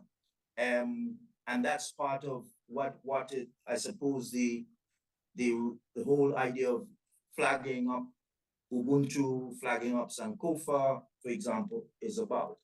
Maureen, I don't know if you wanted to comment on that from your perspective. Yes, so it's a similar challenge that we face at our university, in the finding a starting point, or a point at which all young people can engage in an intellectual way. So we started off, bringing Peter Bodejo in, and also kind of help them to understand the intellectual narrative behind all of this. But what we found, what really engaged them was when they, for example, wanted to make a film. They could see how it relates back to their artistic or their creative practice, and they wanted to find ways that made sense to them in terms of how they want to tell their stories. So, you know, with this film, there was a brief, you know, which we co-designed, but very much gave the young people that freedom and flexibility to tell those stories, make decisions around who they interviewed. And it comes back down to the question, linked to the question that's asked, do young people today have the Windrush DNA? And at the start of the, you know, the project, which took 2 years, you know, Peter Badeja and I, you know, he had doubts around whether young people really did have that Windrush DNA and drive. But, you know, the conclusion is in the film. When we hear Jono talks about the importance of family, feeling positive about, you know, moving forward. And, you know, we believe that all young people, and I could say, you know, in London have got the Windrush DNA by the music, you know, what they experience, the films they see, you know, the food they eat, their whole socialization. So the Windrush, you know, mythology continues to evolve with what we now have is, you know, a third or fourth, you know, generation. And those stories are carried through that DNA, that what we call the intellectual DNA that's there. Thank you. Yeah. Go on, sorry. I was going to say, you know, watching No U-Turn did make me think how, you know, when we talk about our situations, Caribbean migrating to the UK, and the journey was such a short and to people coming from Africa here now. And even I reflect on the boat people, and it kind of made me think, well, actually, we perhaps, you know, there's a need to kind of get perspective on that, because we think we've been challenged. But then when I, you know, watched the film again a couple of times, and through my own travel across, you know, Africa and Europe, and seeing, you know, the challenges, where there are opportunities, great opportunities for us, but then the challenges and how entrepreneurial we all have to be in order to just continue on this journey. Because many of us, I mean, I started exploring all these, you know, ideas around my own identity as a student, and that was 4 decades ago. And so when I came into, you know, academia, it was the most obvious thing for me that I saw was missing, not just from students of African and Caribbean heritage, but of all students. You know, the lack of this diversity in the curriculum was a real kind of driving force, and why, for me, moving into the space of knowledge exchange is where I think there is scope for innovation, for change, in a way that you might not necessarily get it within, you know, a teaching and learning within the curriculum, or even, you know, research. But I think the space that knowledge is so powerful, and knowledge from the community into academy is what I think will bring about the change that we so need in order for long-term, you know, change, sustainability, and to really give the voice to young people. And I do believe personally, strongly, that the future lies within Africa.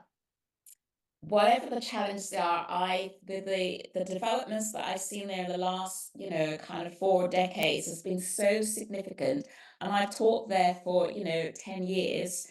And I'm always so hugely inspired by young people there, as well as in the Caribbean. I've taught at the University of the West Indies, and it's such a different experience. And I so much wish that our students here could engage more and we could be looking to how we learn more from Africa and the Caribbean, as opposed to thinking, what we need to be exporting. I think that's a very powerful, powerful statement. Maybe Hera, could you comment about that in terms of some of the diverse mythologies, stories, experiences that you've encountered from, let's say, migrants other than, let's say, from Africa or the Caribbean? I'm talking about in Britain, of course, they are, Middle Eastern, Eastern Europeans, various. Yes, what kind of experience could add to that notion of diversity and knowledge accumulation or knowledge carrying, as it were? Yeah, I think that's the thing, is that there's all those similarities, but we also need to celebrate the differences in there. Yes. And I think what's sad is that from all the interviews that I've done with the various filmmakers, there are many, many common threads. So even if you're coming to this country, on a kind of tier 1, visa with all the privileges that might bring, or coming by, Calais on a boat, you're still coming to this country and experiencing very similar challenges and barriers. And I think that's the kind of diversity that we need to be talking about, is like, in a way, kind of showing the universality of this experience, while also celebrating the various different ways of expressing that. And I think that's what's quite nice, is like, Ike's film is not the same as a film like Midnight Traveler, which is an Afghan film, made on a camera phone by someone who did the journey, and he's coming from such a different tradition. There's so much poetry in that film.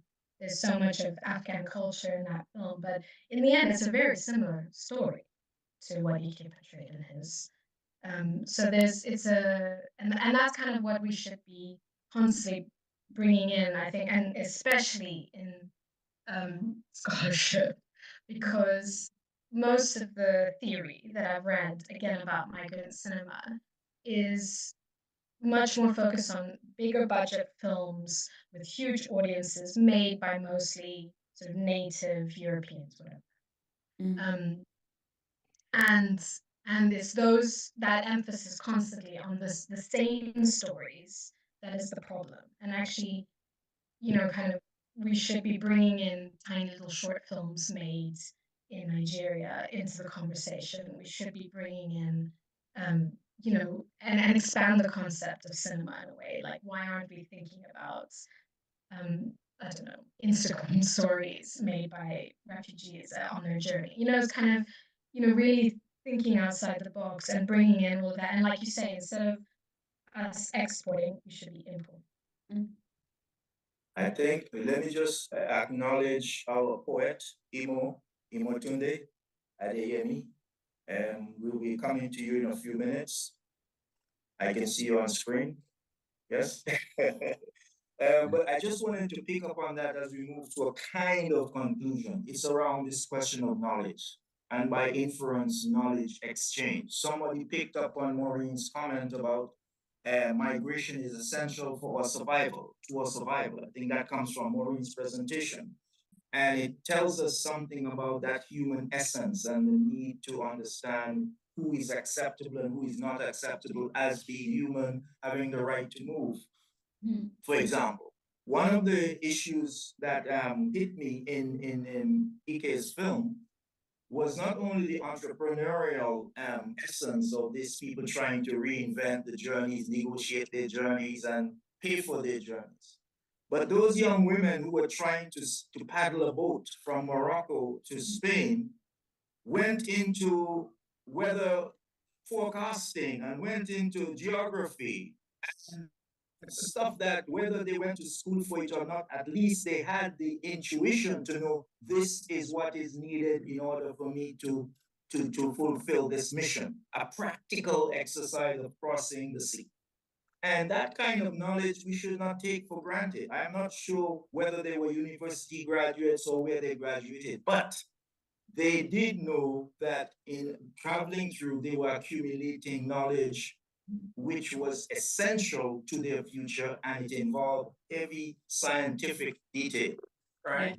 And I found that quite intriguing and very much against the stereotype. We know about people becoming refugees who were probably doctors and lawyers and so on, but we are talking about people who we had no idea of necessarily what they did before they left Nigeria.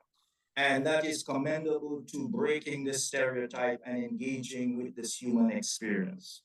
Maureen, do you want to say anything finally? We might give Ike a last word and then we can go to Imo in some way.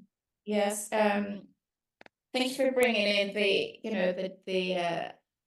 the women's story, and that was, it was just so powerful, and how and confident, they were, and this intuitive, knowledge that they have, and I was really blown away, by that, and the strength that women have, not just in navigating, and anyone who's actually been on, water, the fear that can actually create, that and the confidence that it must actually take, to navigate. But when they also hear the stories about, leaving, children behind. And, you talk of one, woman, one character who had, it was, when they left the child, it was like a month old.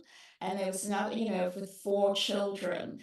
And those stories of, great courage, I can't even imagine how, to deal with it. And that's why I said, when you compare some of those stories with the ones in the Windrush film, one's not underestimating, that those are real challenges, but it's not like, it's a very different kind of journeys, but there's similarities.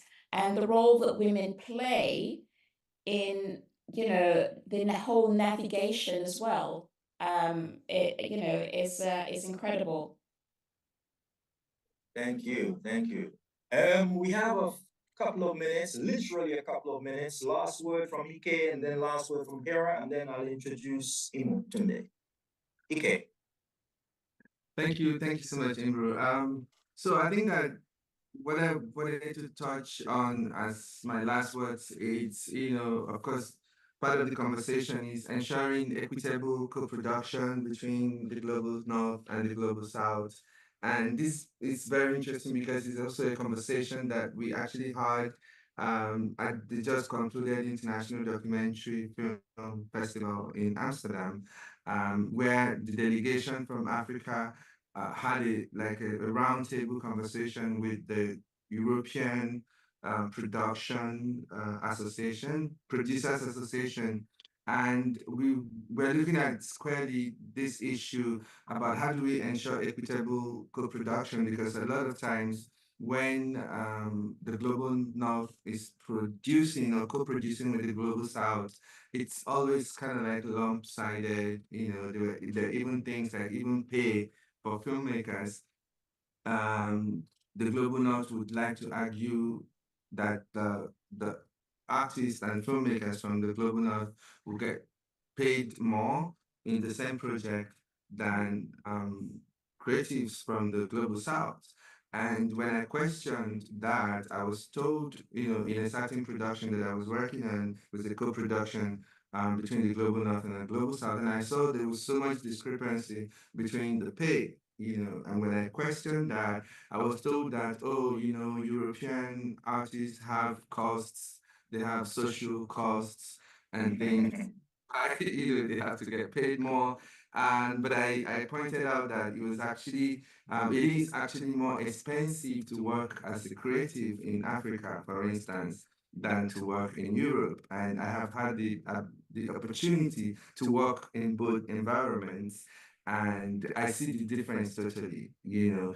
So if I want to actually push the argument forward, I would say that artists and creatives from the global south should actually earn more than their counterparts in the global north, you know. Supported, supported.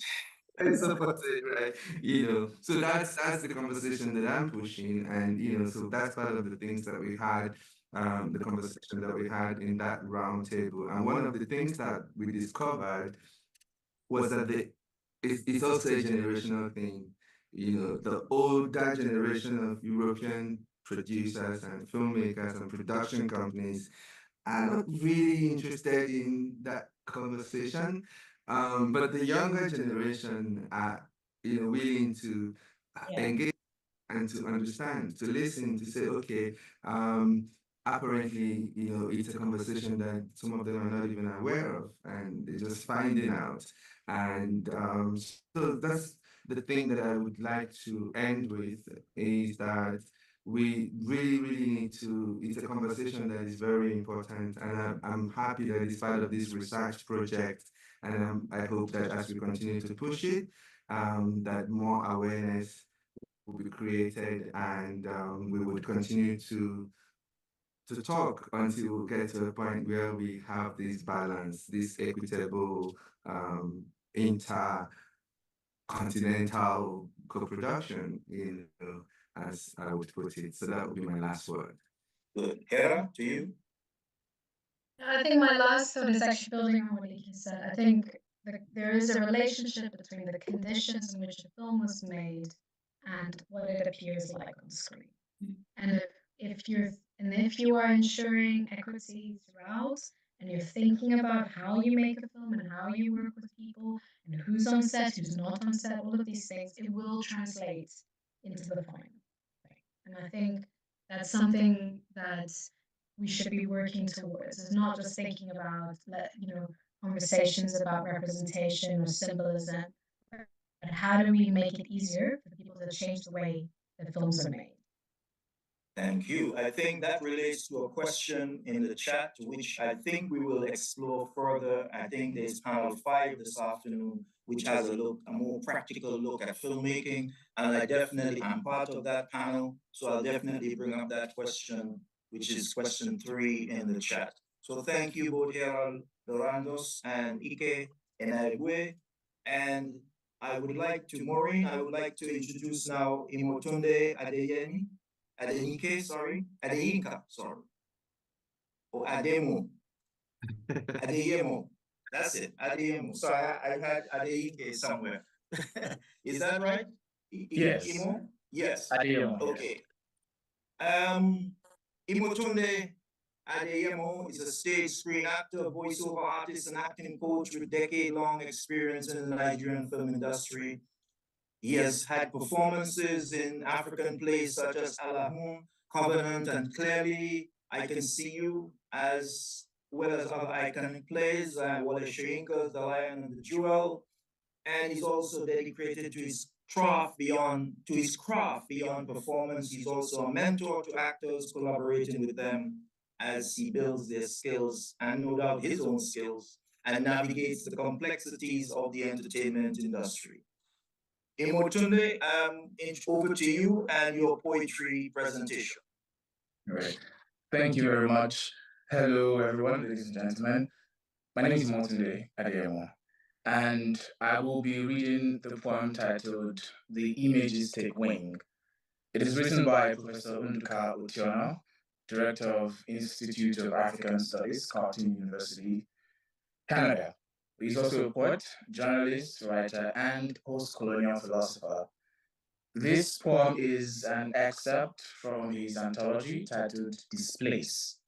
Now, Professor Otiona is unable to join us because he lost his mother yesterday morning. And so, in the spirit of Nigerian kinship cultures, I am standing in the gap for him. Okay, so I begin.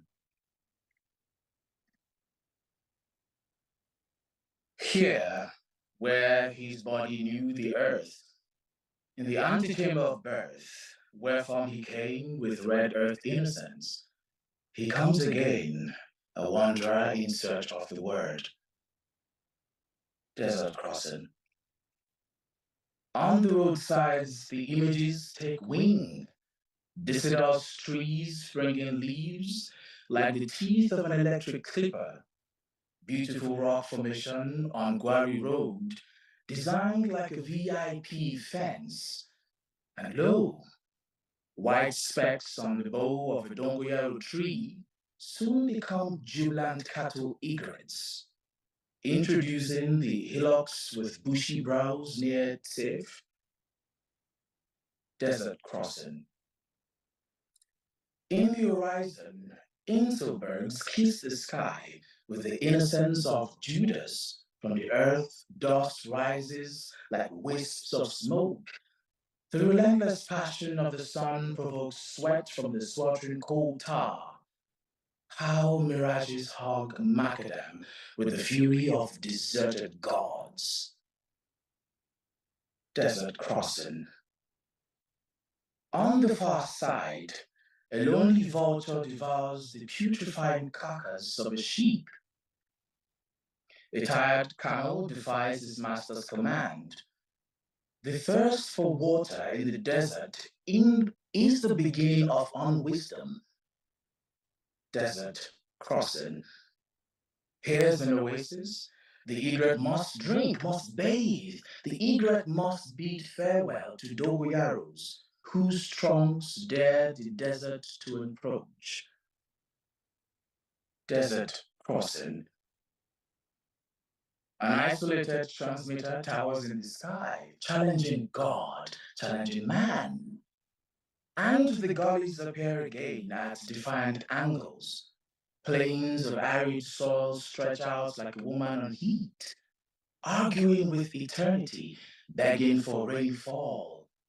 And still, the desert sun touches the brows of dogoyaros. Desert crossing. From the far side, the huts emerge again, rising from stony ground like yellowing mounds of hay. An old bridge pleads a case of desertion. In this season of Lent, paschal lambs anticipate their slaughter, and still the wanderer wanders. The pilgrim laments. How far is home from these stones? Desert crossing. His lips are baked with dust. Not even the evening sun shines with leniency. As the sky hugs the soil in the horizon, the Ustaz offers prayers to Allah at Koko. Thank you. Thank you, and please convey, no doubt, our condolences to Aduka Kotiama. Good. Maureen, would you wrap up and then we'll take a break towards the next panel, please?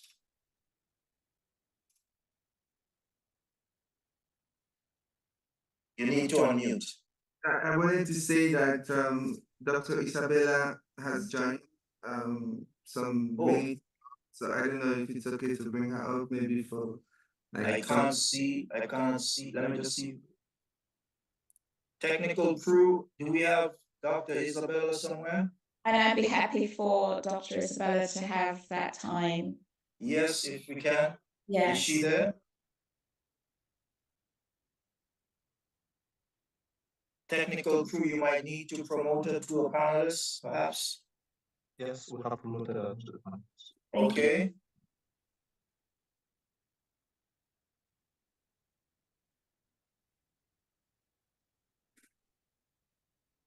Not yet seen. There she is. Yes, there she is. Hi. Yes. Dr. Thank you for joining us. Welcome. Yes, I've been here. I don't know, I've been blacked out. You fortunately have the final word. I think there was a mix-up where Dr. Isabella was thinking that the time was Lagos time, but Lagos is 1 hour ahead of London. I see, I see. Yes, I heard that. I saw there was something about the time. Yeah, Isabella Alexander Nathani, are you speaking from where? Do you mind telling us? I'm California time. Okay, So it's in morning 4 time. a.m. You're just waking. Yes, I do appreciate your problems. Sun has not risen. Henry, we have literally a couple of minutes, and we're willing to allow you to just make a statement. I don't know if you've heard anything of the discussion, at least towards the end of it, but just around the question of migrant experiences and the need for breaking stereotypes and breaking with stereotypes and engaging with the knowledge that migrants carry and bring, and a more equitable exchange, human exchange between the various, personal, interpersonal, and transcontinental engagements. Yeah. Okay, yes, this is right up my alley. So I spent the past decade working on a documentary film that follows the journeys of 10 individual migrants who fled their homes in various parts of the continent. They were leaving Guinea, Sierra Leone, Mali, and Democratic Republic of the Congo, taking different journeys, all in attempts to reach Europe and apply for asylum there.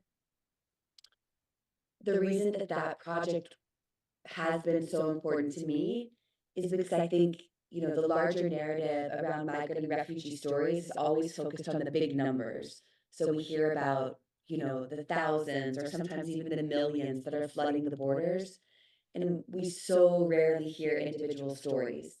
And it's really difficult to humanize a number, right? It's really difficult for an audience to feel any individual connection to a number, to see a piece of themselves in that, or to see someone that they love in that story. And so I think it's incredibly important that we zoom in and we give people the chance to know someone's name, to see their face, to know why they're leaving, and to know what it is they're seeking on the other side. Because then, when they hear the stories about the thousands or even the millions, they remember that one. They remember that person's name, that person's face, that story. And that's how we eventually reach a place where this is no longer a politicized issue, which it really shouldn't be, and it returns to a humanitarian issue because we've made the stories human. So I think that's incredibly important. Something that came up in the process of making this film for me that I'm not sure I really appreciated in the beginning when I started was that being able to spend so long with people, being able to follow their journeys over 10 years, also it made each one of them so much more than just a migrant, right? Because that isn't the totality of who they are. And in so many cases, it's not really how they would define themselves. None of them would define themselves to the world as a refugee or an asylum seeker or a migrant. And they become that. Their story becomes one-dimensional in the news, in the media so often. And so because I was with each one of these stories for so long, of course we saw a lot of the horror and a lot of the suffering that comes with the migrant journey in today's world. But we also saw the joy. People fell in love. They got married. Babies were born. They celebrated the high points in their lives as they were also hitting the lowest points of their lives. And so I think spending long enough with a migrant or a refugee when you're telling a story so that you can really see how multidimensional they are, that also creates a more human character. That's more humanizing. That's a real person. We see them as they hit their highs and lows. So I think as a storyteller, I've been able to realize over the course of this project that humanizing a migrant narrative means not only zooming in on the individual, but also allowing them to be full people, to be more than just migrants. A migrant is a piece of who they are, but each one of their stories is so much more than that. Okay. Thank you very much. Thank you very much.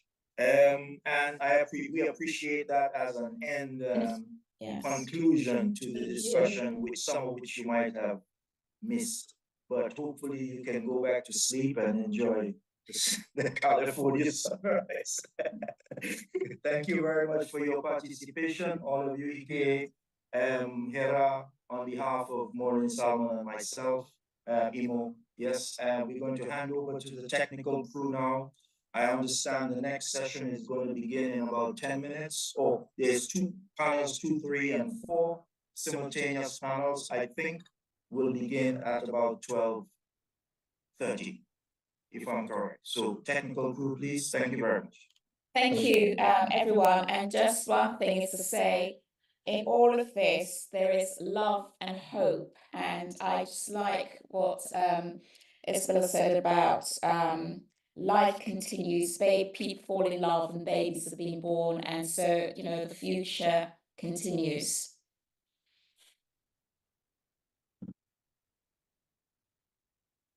I love that. I have to say one final thing because it fits so much with that. Please do. I tell people every migration story is a love story. Yeah. Because the journey is so hard that no one can do that unless it's motivated by the hope of helping, or in some cases, saving someone they left behind. And every story I've ever followed is motivated by a deep love for the parents they left behind, the brothers they left behind, the wife and children they left behind. Every story is a love story. No one is out there doing that for themselves. Yeah. Perfect. Final note. Thank you. Thank you. Thank you. Thanks so very much. Thank you very much. Thanks.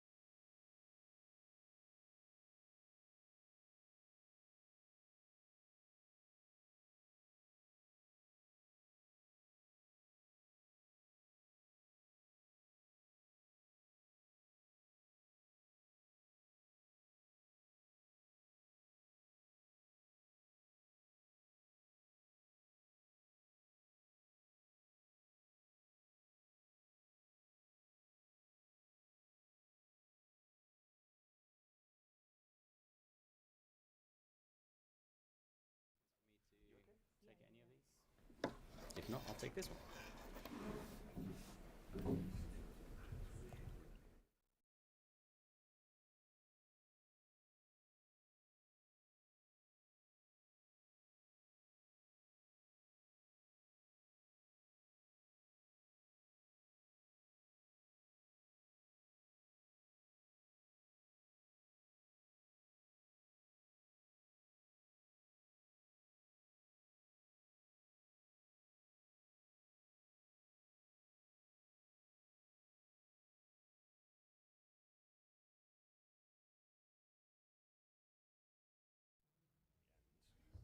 That'd be amazing.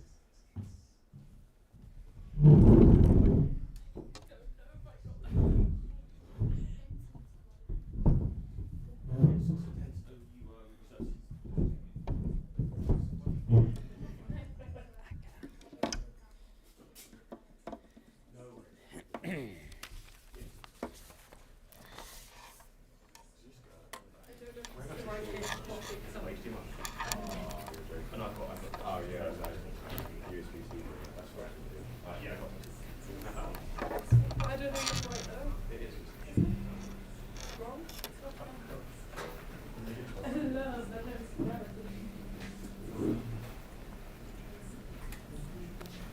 I'll come help you in a second. Yeah, no worries. Ooh. Bit of a tin. Oh, yeah, there you are. How's that going to work? Not very well. Can you hear the tinny? I can hear you, yeah. No, it's like it might be that slight reverb. Oh.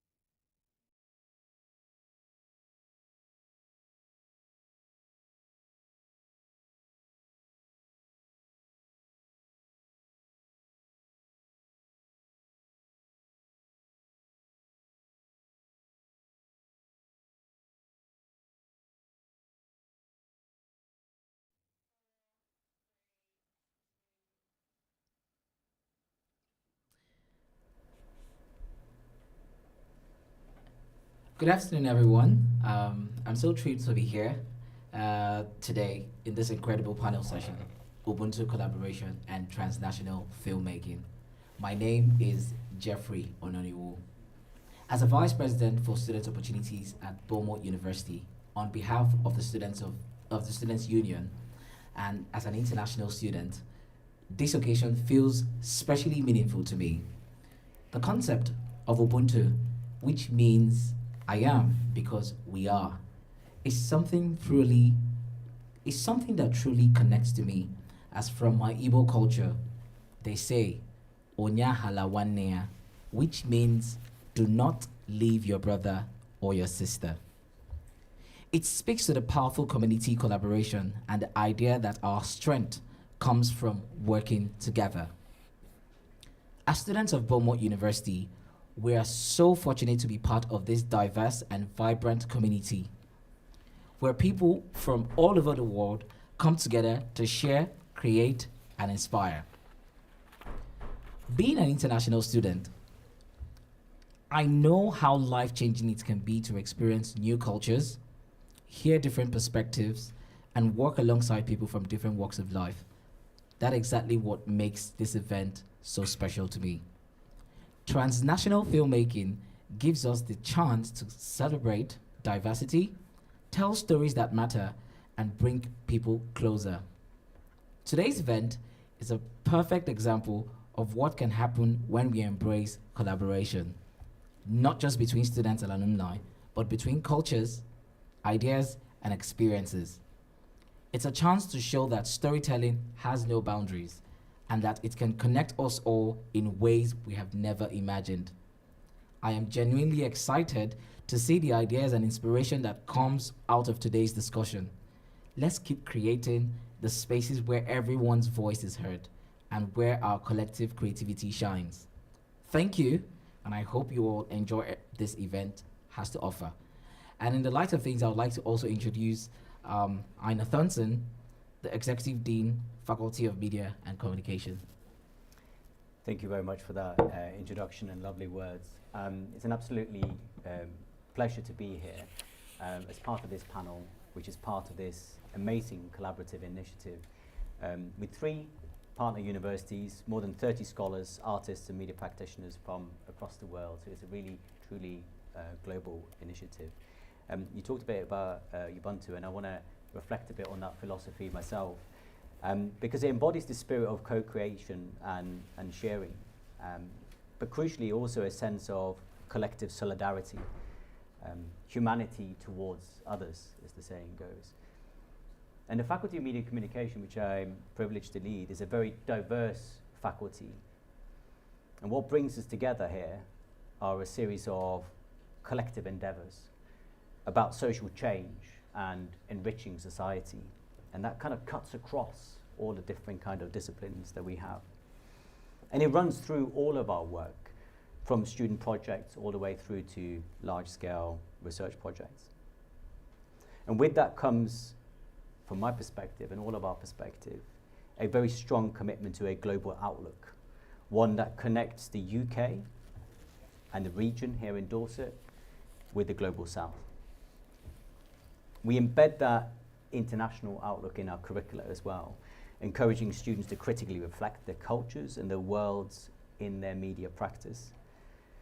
And this is about expanding their opportunities, but also ensuring that our graduates can be part of the positive change in the industry that they end up working in. So our graduates being change agents to change the world. And I think this should be core for everyone, not just here at Bournemouth University or in our partner institutions. And I just want to reflect a little bit, digress slightly, in some work that I did for the Quality Assurance Agency in the UK. So earlier this year, I chaired the subject benchmark statement review for communication, media, film and cultural studies. Now what these are is that these describe the nature of study and the academic standards expected of graduates in specific subject areas, and that's a sort of a way of regulating the subjects within the UK. Now what's really important here is that for this revision we introduced an entirely new section on EDI, equality, diversity and inclusion. And I want to quote from that particular subject benchmark statement, something that I think will resonate.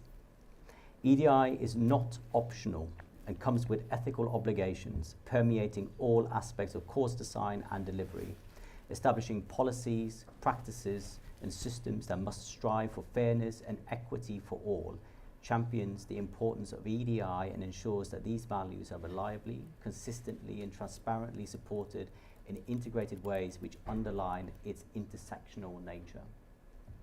And I hope that's really, really core here, that EDI is not optional, but also that it comes with these other ethical obligations. Now, we can only achieve that at a local and at a national level through this type of collaboration, these types of events where we come together, we have open, creative, and equal dialogue. So thank you very much to the organizers. Thank you to everyone who is participating in panel debates and also in the audiences. And I hope you have an absolutely fantastic event. So I'll hand over to Carl Holstrom, who is the Head of Department for Media Production. Thank you, Aina. The last time I spoke to the directing students, we talked about the difference between plot and meaning. It was a workshop from an editor, which is me, two directors to help them with their storytelling. So we talked about the difference between the what and the why, and the thing and its impact. And that's what I want to talk about now. I want to talk about that again because I think it's really important. So I sometimes have the need for an easy shorthand to describe our department, the Department of Media Production, because the title evokes images of activity usually involving complicated, expensive equipment, which we've got, and people pointing and shouting instructions, which they sometimes do, and lots of screens, lots and lots and lots of screens, which there are. But none of that explains what we do. Then a saucepan can explain a creme brulee, and I really like creme brulee. I don't have anything against saucepans, but I've never fallen in love with one. So I tell people that we're the Department of Storytelling, and that's very sweet sounding, okay, but it allows me to start talking about how we understand ourselves, one another, and the world that we share through the stories that we share. So even the most travelled anthropologist can only ever directly experience and begin to understand the tiniest fraction of this enormous globe that we share together. But through the centuries, particularly through the last century, the media of the day have brought us into almost touching contact with more and more diverse and more distant communities, cultures, and environments, which is also very sweet. Sounds very good. Well, this project is about transnational filmmaking and transnational storytelling. So I was thinking about what does that mean? So what is a nation? Is it a people, and what does that mean? Is it a set of ideas, an ideology? Is it a way of behaving? What does that mean? Is it a political economic construct functioning in the control of wealth ownership and transaction, maintained and manipulated by a global military industrial complex? So two components, storytelling and a conflicted global military industrial political economic complex. So now we're talking. So stories are key ordnance in nations' exercise of what's euphemistically referred to as soft power. And there's no less effort or urgency spent in their exercise than in the harder forms of power. Expansionism, protectionism, treaties, negotiations, conflicts and barricades are as much implemented in the creation and transmission of media across borders as in the movement of troops. Hollywood, for example, has been exporting American values overseas for over a century, and France has been trying to stop them for just as long. The BBC World Service has been exporting British values overseas for 92 years now, even as the British Empire ceded its control of its so-called colonies in a material sense. So the industrial media complexes of these powerful nations are not built to share, to collaborate, nor really to transact, but to exercise this kind of unilateral power without physical force. As a university, we can, and there's a market for this, use the system of higher education to exert a soft power of our own, at home and overseas, through the teaching of the British way of doing things, of making films and TV, of thinking about things and of valuing things. We kind of do this because we can't help it as well.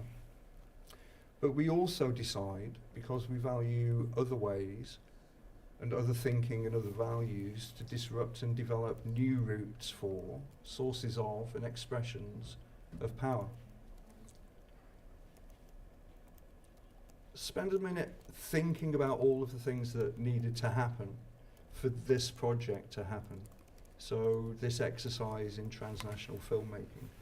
Sure, cameras, kit, scripts, all that stuff. A lot of visas to cross borders, a lot of money to cross borders, to pay for teaching, resources, subsistence. The meeting of academics across borders and professionals across borders.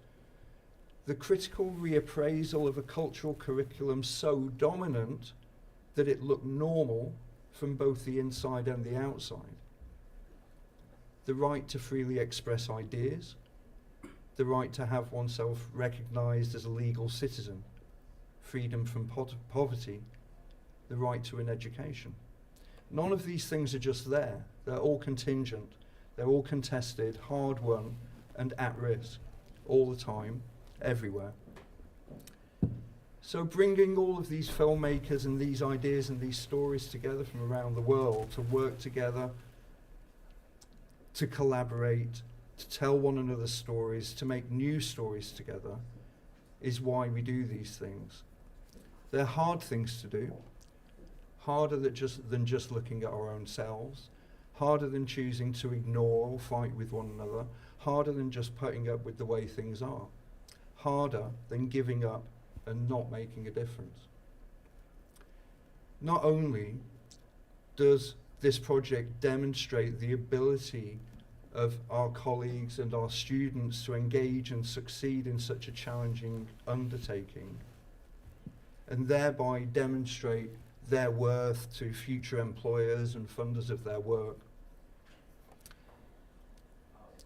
by demonstrating not only what they can do, but by demonstrating a purpose, a reason, and an impact, a why for what they do. This builds their story, makes them stand out, creates memories for us, for them, and for those that they meet, by making a difference and by changing the story. Thank you. And I'll hand over to Michael. Sure. I'll just use this microphone. Okay. Yeah. Yeah. Thank you. Thank you, Jeffrey. Hi, my name is Dr. Michael Sunderland. I'm the faculty lead for internationalisation in the Faculty of Media and Communication here at Bournemouth University, which means I provide leadership on behalf of our academics in areas such as international partnerships, international recruitment, and perhaps most importantly, the student experience of our international students here during their time at BU. This panel is designed to showcase a range of films produced by our international students enrolled on BU's MA Directing course, a programme which has been based through Dr. Samantha Wole and her colleagues on a decolonised, inclusive approach to learning. As Jeffrey mentioned, central to this approach is the incorporation of the Ubuntu philosophy of collective goodwill as a central notion of filmmaking throughout the programme. And within this framework, our students are offered mentorship and support to position themselves as filmmakers that operate collectively, This means not only a collectivization of resources, but also of goodwill, of support, and ultimately also a desire to produce films that promote and reflect these values too.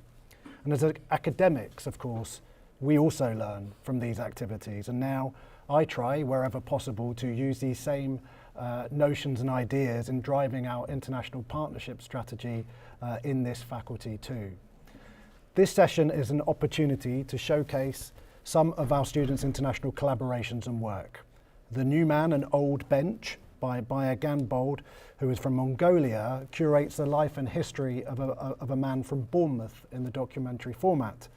The Great NRI Adventure showcases the unique experiences of international students in the form of comedy. And of course, our Oscar-nominated Red, Blue, Green showcases the power of international collaboration and the mileage it gives rise to. I'm delighted to be participating. I'd like to thank Sam for the unwavering drive to instill these values in our faculty and to share them with our students. Thank you. Would you like to? Oh, you'd like to introduce? Yeah, I want to introduce. You see, we'll do the handover now. Thank you. Thank you so much. Thank you again.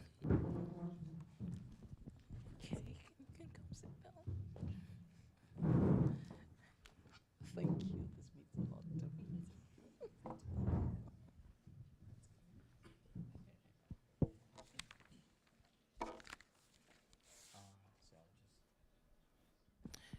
Okay, so at this point, we would like to introduce the Vice Chancellor of Bournemouth University, Professor Alison Ona. It was nice to meet you. Hello, and it's great to be here. Yeah. Nice to see you, Jeffrey. Thank you so much for coming through. This is one remarkable topic we've been wanting to talk about, and I would like you to share your insights about being an international student. You know, on a personal conversation with you, you've always talked about, you know, traveled a lot and all of that kind of thing. So how would you see this as young students trying to make films, as the topic says, Ubuntu collaborations and filmmaking? Would you like to give some words in it? Yeah, so I mean, I think first of all, I mean, it's great to be here. Thank you for inviting me, and such an interesting project. I mean, really interesting project, and I'd like to talk about it in different ways, if that's okay. Yeah. So I think first of all, I have a creative background. Yeah. So thinking about the role of film Yeah. in making history, in observing others, in terms of the imagery that it recreates, but also the audiences that it reaches, is a really interesting starting point, because sometimes we don't always get to see the incredible films that are made around the world. And I think that's a really interesting starting point in terms of how the film industry works. Yeah. So that's quite interesting in terms of the power that sits within certain global areas of the country. Yeah. So that internationalized, diverse storytelling is really important, but also the power of film to reimagine futures. And I think that's a real theme here. Yeah. And I think that's about reclaiming. And I was just reflecting on the fact that I went to art school, 87 to 90, gives away my age. And what was really key around that time was this idea of appropriation of image. And that was a very Western, white art concept, which was reusing imagery that pre-existed, loaded with all its pre-existing canon and reference points, which was very white and colonial. Here, we have an opportunity to reimagine, to not just repurpose and reappropriate, but reimagine. And I think that's very powerful. And I think as we go forwards into the creative industries, we need to really challenge ourselves around where the history of creativity and art and imagery has come from, and particularly where diversity has not featured within that and within our teaching. So I think I just wanted to say something about that, because I think it does unlock, and I think where reimagining becomes really exciting in creativity is not just in sitting in the fantastical, but actually with the opportunity for it to become reality. And that's when I get really excited about reclaiming history and rewriting and representing and representing. So, and from an international student's perspective in terms of making film, we want those diverse stories. We want to disrupt what has been a predominantly white industry. And I think that's really key. Is that okay to say that? That's wonderful. But it has been. You just hit it. Okay. So it is about even if you look at our regional context, where we have probably only around 10% diversity in this region. Yeah. You know, my own family is diverse, and I've been working in around 34 countries. So that cultural experience has been so rich for me and so formative. But what we bring as a university is 30% of our students are from incredible international communities, and just bring their stories, their culture, their faith, everything that they bring with them, their intellects, their different ways of viewing the world is just so exciting. And we learn from you, actually. So as learning leaders, as learning academics, as a learning community, we learn from our international students. And so I think it's really reciprocal. And I think it's very powerful, actually. And that's where collaboration can be as well. And collaboration is often about just shifting that hierarchy between learner and teacher. And I think we've got the power to do that in universities as well. So that's just a little bit of thinking around, you know, the real power of film, the power of creativity, and the importance of really bringing a diverse range of creatives into those spaces. Sure. One bit of something I really want you to explore more and talk about, and especially as coming as an international student, you talked about the disruption, right? When I gained admission into Bournemouth University, anyone I tell I'm studying film and TV production, they're like, "Are you sure you're gonna get a job after you're done?" So, like you said, it's a white-dominated industry, and we've been having conversations, and this is why this whole thing, we're putting this together, because we have people from diverse cultures who have gained experience from their home country, and they're coming into international spaces to, you know, explore more, find out more, and all of that. What would you say can be that disruptive measure we can start taking, especially for thriving students who gain admission to Bournemouth University now, and they're looking forward to, you know, getting jobs and getting more experiences? What do you think might be that disruptive measure we start taking, you know, small steps, baby steps? What are those things we can start taking to, you know, reclaim that narrative again? So in terms of the opportunities, that's what we have to work on, is what are the opportunities for all of our students, but particularly where we're looking to work with industry, who many of them will say we want to diversify our workforce. We know we need to do that because it will make us a better organisation for really good reasons. So I think it's about celebrating what that brings in an organisation, because we recognise it. And I think it's having conversations with the industries that we're working with, and actually really rewarding, celebrating, and commending them and encouraging them and supporting them towards diversifying their workforce and providing the opportunities. And then actually following up and evaluating the impacts of that and recognising those employers who are really doing great work to make sure that they're disrupting the industry. So disrupting it, working in partnership, evaluating that disruption, but also let's set the expectation. What does disruption look like? What do we have now? What's our current state, and what's our desired state? And I think being part of defining that together, what does a desired state look like for this industry, which is diverse? I think that would be really powerful. So what are we aiming for? What's the targets? What are we looking for in terms of media diversity, diversity in media? And I think actually setting ourselves some really strong aspirations, targets, objectives, ambitions. Those are all really great words that I love. You really hit the nail, aspirations, targets. So at Bournemouth University, I've been able to learn so much from diverse cultures. I had to unlearn and relearn again. And it has been quite a bit of a challenge, because I would speak from a personal perspective in terms of there are certain things I didn't know about risk assessment, for example, when I started.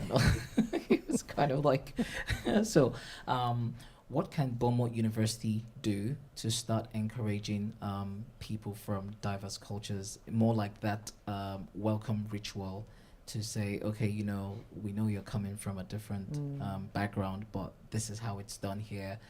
It's fine and okay for you to get it wrong at first. What measures can Bournemouth University adopt to start, you know, for lack of a better word, registering students to say, you're welcome, we embrace you? Are there any plans for international students to be, welcomed, introductory right, per se? So I think that's such an interesting question, because in some respects, I don't know whether I don't know whether you use the language about not getting it right, because I think that would be really, I think that would be quite disappointing to kind of think that we've got a right way or a wrong way. I think there's some things around learnings, and when I've worked in different countries, there's always a learning around a cultural awareness and the competencies and a kind of, what are the things that really matter? And sometimes they're really quite small things that you don't know about, and you have to learn that, don't you? And that can be from one-to-one interactions, it could be how you do business, it could be how you hold meetings, how you negotiate, how you network within those communities, and what matters to them. And I think we could do more about talking a little bit about our own British culture, maybe, and actually how diverse it is, because I think that's really important to say. There probably isn't just one British culture. I think it's incredibly diverse. And I think talking about welcoming, though, and helping our international students navigate in a new country, a new place, with a new community, I think there's a huge amount more that we can do. I think that has to start before they arrive, way before it arrives. It's about creating a support network, having great buddies before they arrive, and that can be both international buddies that have done it before them, but it can also be our buddies from our home UK students who really know the area because they come from the region. That's a great kind of combination, I think, as a friendship, as a peer group. So that peer support, I think, would be excellent. And I think there's something around a bit of a toolkit as well. I think, we should learn from you as international students. What did you need to know, right? Sometimes it's kind of, where's the best supermarkets? Where can I go for this? How do I set up a doctor's appointment? How do I kind of get my bank account? Now, we do a lot of that support at the university. We absolutely do. But I think there's those little nuances that you want to know from people, other students that have come and done it. They've trodden the path, right? And I think there's something really, really helpful about that. One final question before we let you go, because I'm really honored that you came around. No, I'm delighted to be here. As international students, we've talked about, the toolkit, the introduction, and now we're looking forward to the exit, right? Especially from the creative part, right? So in a few words, what can you say international students should look out for in terms of, especially from the creative aspect, because that is not really a dominative space for us. It's not there for us. The market is really, oversaturated, for lack of a better word. But what is that thing that we, as graduates, once we graduate, how do we, get into the market and all of that? I think understanding what the skills of the future are going to be, and this is where the good imagination comes in. We don't know what some of those roles and jobs are going to look like, but we know there's going to be more sustainable practice. We know there's going to be more immersive technology. There's going to be much more around digital. There's going to be more involvement of AI. So I think it is about understanding what are the current uses, but actually, what can you do to think about what you can contribute into those industries going forward? But I think as a university, we also really want to do a lot more work around embedding the digital skills for a digital future in the creative industries. Really critical, I think. So we all have to start to reimagine what is the future going to look like in any subject, but particularly within the creative industries. Thank you so much. Thank you so much. I wish you could stay more, but we're running out of time. Thank you so much Pleasure. for coming through. Thank you. Yeah, it's really an honor. Thank you so much. Thank you. Yeah, and thank you.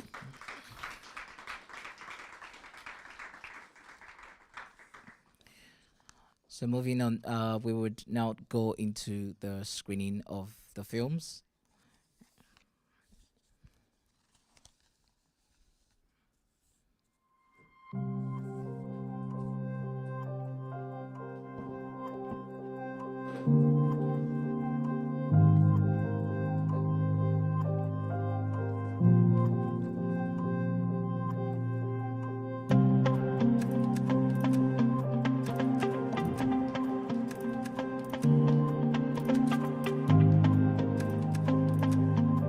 Some of the joys of working with students is the collaboration. Diverse group of people with different ways of doing things And when we did communicate, it was just joyful. It was, for me, an adventure, and me being inquisitive and trying to find out, okay, how's this going to work? Because the script will then decide whether I'm interested or not. And if by the first 5-10 minutes I don't get into your script, nah, it needs to catch my attention.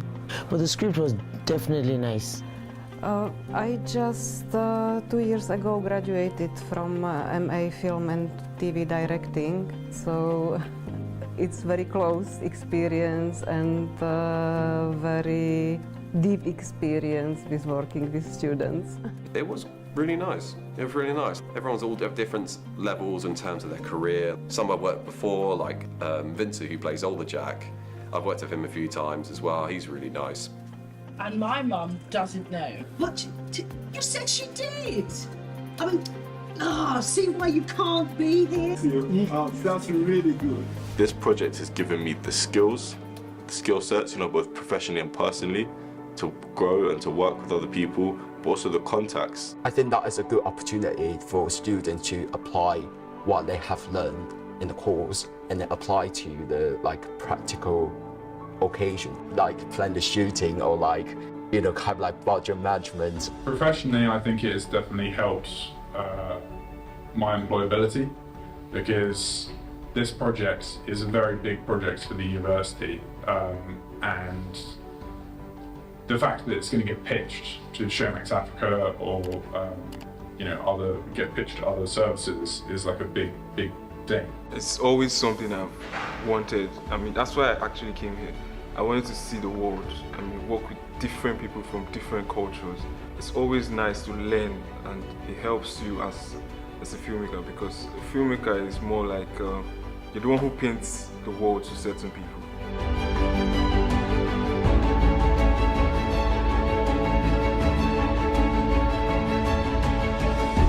I think the biggest challenge on set was organising the file. Sometimes the sound would be a bit more difficult.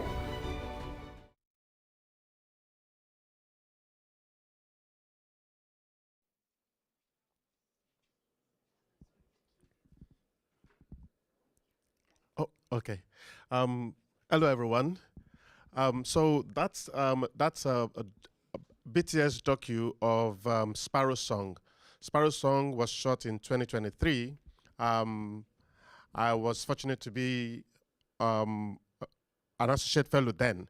So we shot that in 2023. All students, directors, every one of them students. So we've got some of them online. They will be talking through. They will talk us through the process of Sparrow Song. So we've got Rue, Jane, and Samuel online. I think they're ready. Are they ready?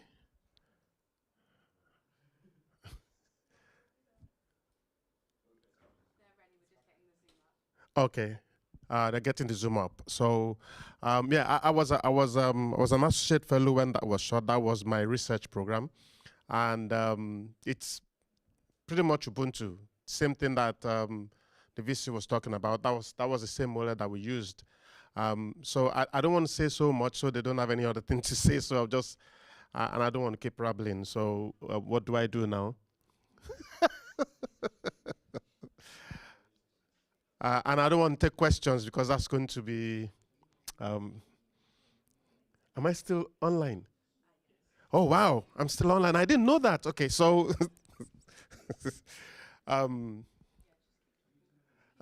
just keep talking. That's not fair. That's not what we agreed. Okay, so, I wish you can probably just show the trailer. That would have been nice, but is that possible? No? Oh, okay. So Sam is on. We're waiting for Rue and Jen. Rue is on.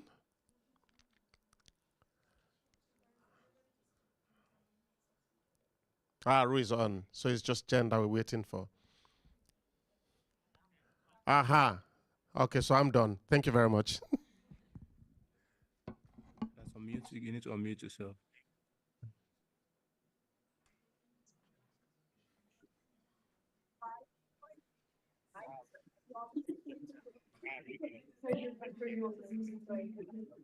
Hello.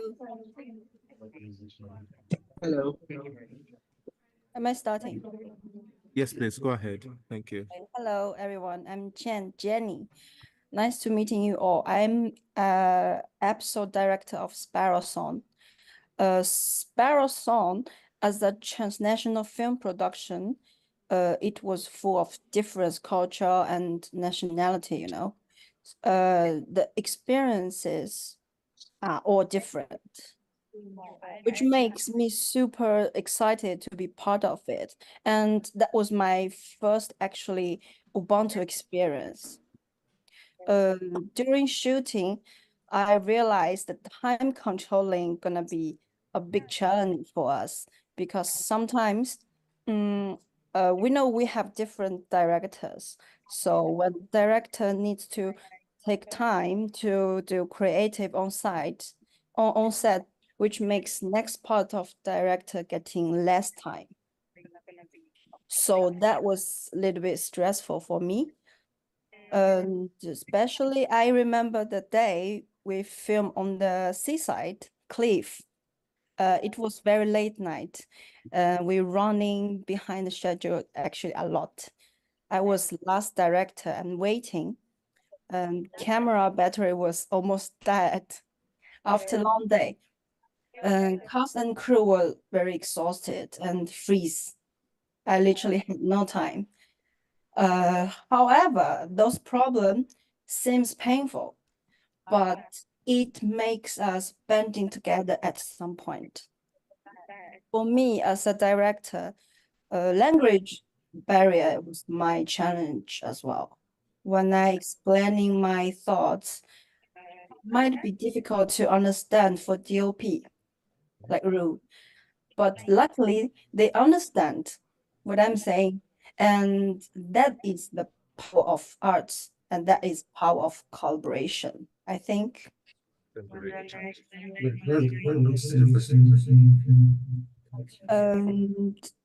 Everybody knows what they need to do on Sparrow Song. Camera team's trying so hard to achieve director's vision.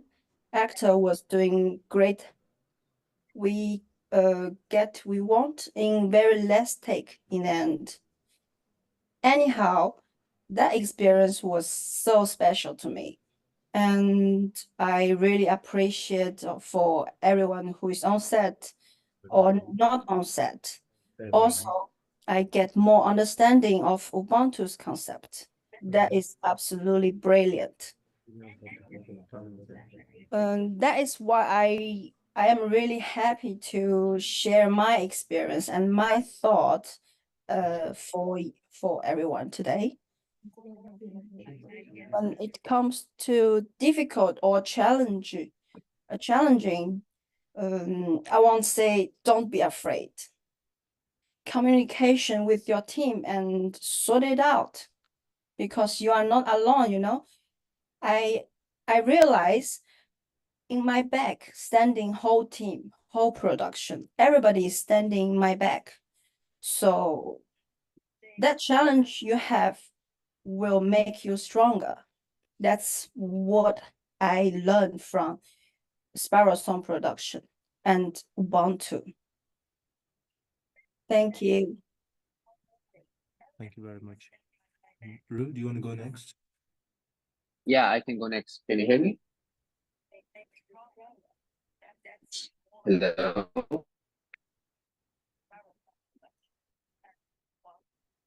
Hello? Yeah, we can hear you. Go ahead. Okay, cool. Hi, everyone. My name is Ru, and I had the privilege of being director of photography for Sparrow Song, a unique project that brought together the philosophy of Ubuntu, that is, I am because we are, and the concept of transnational filmmaking. To be very honest, this project wasn't just about making a drama series. It was more about bringing people from vastly different cultures like India, Nigeria, Finland, England, China, and learning from each other. It's rare to have such a mix of perspectives, and that alone made this experience an interesting learning experience. As DOP, I was mainly responsible for heading the camera team, acquiring and allocating equipment, and translating not only, but many directors' visions and ideas together. That sounds straightforward, but with each director bringing their own vision, ideas, and styles, it was anything but simple. Aligning those different perspectives required constant communication, a lot of flexibility, and at times a bit of diplomacy to keep everyone on the same page. Aligning those different perspectives required constant communication. I felt serious need of a supervising director while we were on the set, like who would have the final say. I think it was Dr. Samantha, but at the same time, she was juggling with many other responsibilities. Unfortunately, I had to join the project halfway through pre-production, and not being there from the very beginning meant I wasn't always fully in sync with the directors or their creative approaches. There were moments when directors backed off or new directors come on board, and I didn't even know until the day of filming. Despite those challenges, the cinematography team went above and beyond. We worked with limited resources and very tight schedules, but I must emphasize, everyone gave their best to make the visuals as strong as possible. I want to take a moment to thank all of their incredible dedication. One of the highlights for me was working with Kate Henshaw, our professional actress from Nigeria, and big thanks to her. Her experience and high standards pushed us to elevate our work. At the same time, it was humbling. There were moments when the slower pace of a student production tested her patience. It was a valuable reminder of the level of efficiency and professionalism we all should strive for. Production days were intense. Equipment was often limited, team morale fluctuated, and there were times when things didn't go as planned. But what kept us going was the spirit of Ubuntu, supporting each other, learning, leaning on each other, and knowing that we were all in this together. Now the post-production process has been a long one. It's been over a year, and we are still working through some sound issues. I think we underestimated how critical sound would be. And unfortunately, that has meant delays and a lot of ADR work. One quick advice, never underestimate the importance of sound. Always check it, plan for it, invest in it, and make it a priority during production. Transnational filmmaking is both exciting and challenging. It allows you to connect and network with people you might never have met otherwise, to learn from different cultures and perspectives, and to create something truly unique. But it also comes with hurdles, cultural differences, language barriers, creative clashes, and the need of constant compromise. For me, the key to navigating those challenges was communication, openness, being accommodative, and a commitment to finding a common ground. Before I wrap up, I want to thank everyone who made this project possible, especially Dr. Samantha Agogo for her leadership and her ability to juggle so many responsibilities, Kate Henshaw for her professionalism, Mr. Rogers for his constant support and guidance, and the entire team for their hard work and resilience. I wish I could stay longer, but I'm currently in the middle of filming and I had to crave out this time. I wish you all the best in your creative journeys, and if there's anything I can do to help or support you, don't hesitate to reach out. Thank you all, and I wish you good luck. Thank you.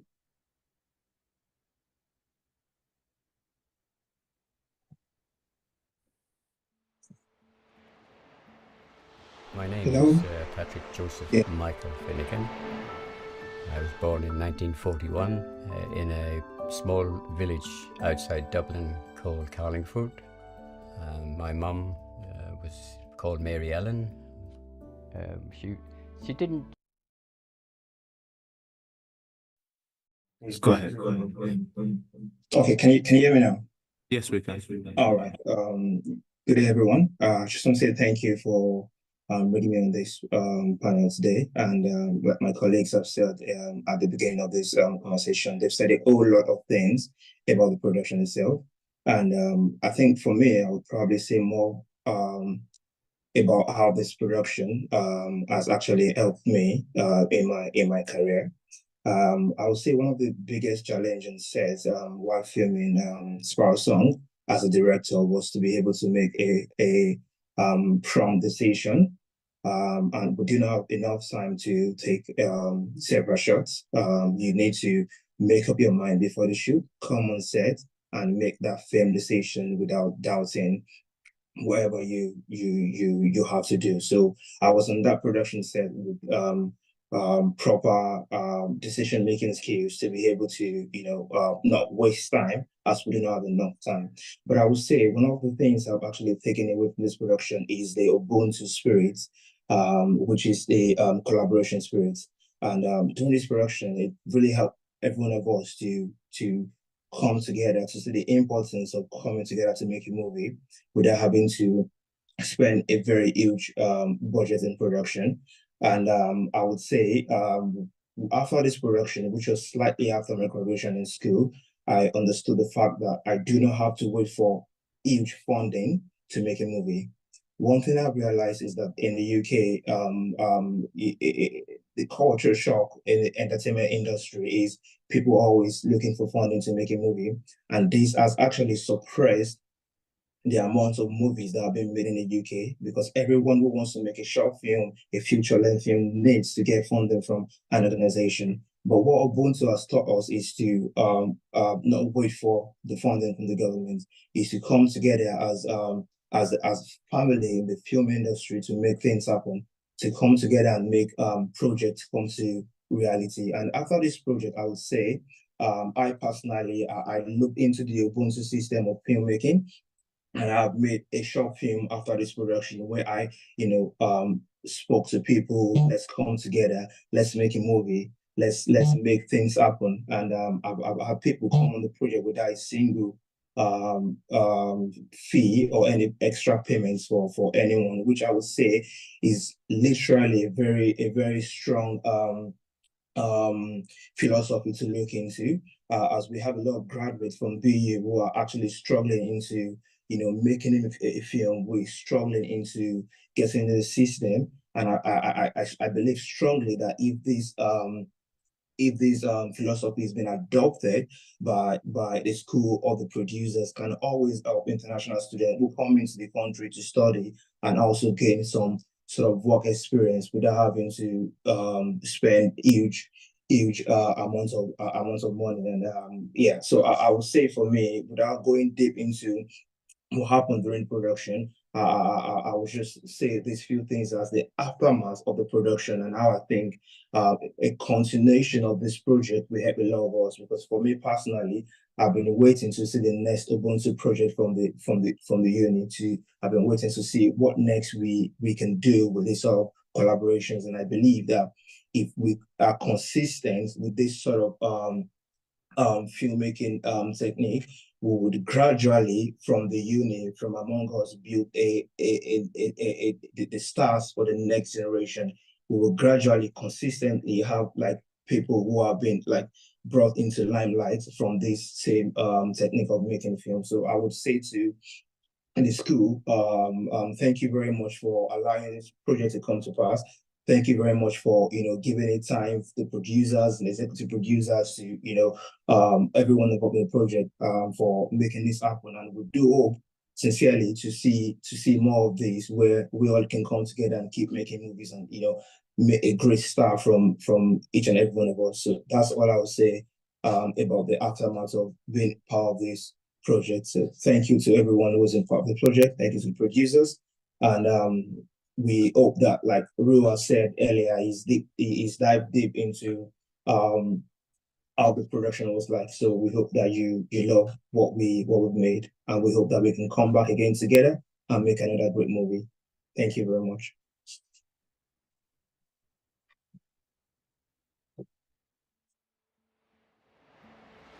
My name is Patrick Joseph Michael Finnegan.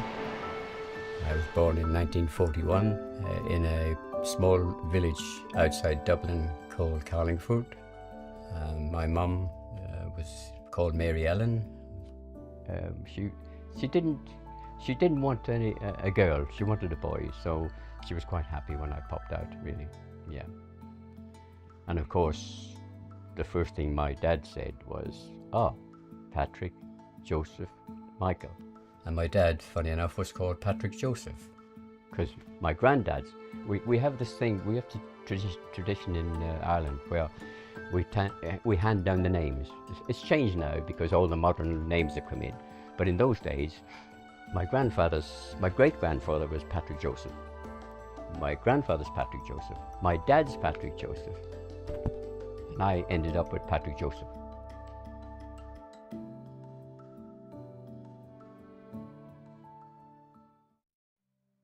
I'm an early riser. I like to wake, on average, get up to 6 to 6:30, and then I go down to the beach.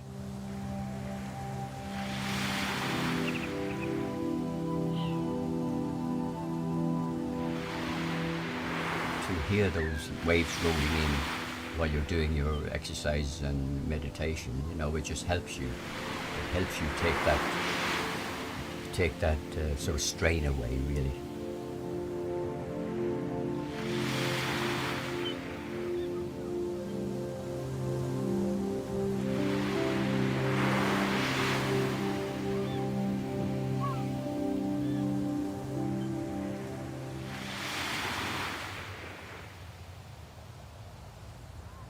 I believe in life to live the moment as it is now, but also have some far plan so that you can look forward to something. If you don't look forward to something in your life, it becomes very mundane. So it's nice to sort of plan ahead and have something to look forward to, but in the same time making sure that you give your best of yourself in the day to whatever comes your way.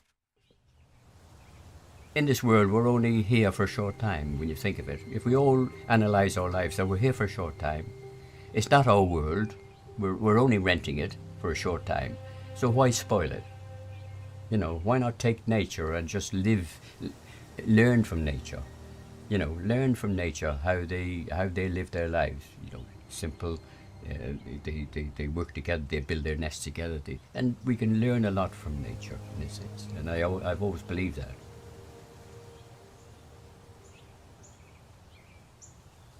If you go into the New Forest, which isn't far away, you see so many variations in the trees in there, really. And again, you sort of you take stock of how they operate in the forest. And fungus in the forest is a big part of tree communication. Yeah, I don't mind hugging a tree, talking to it. Why not?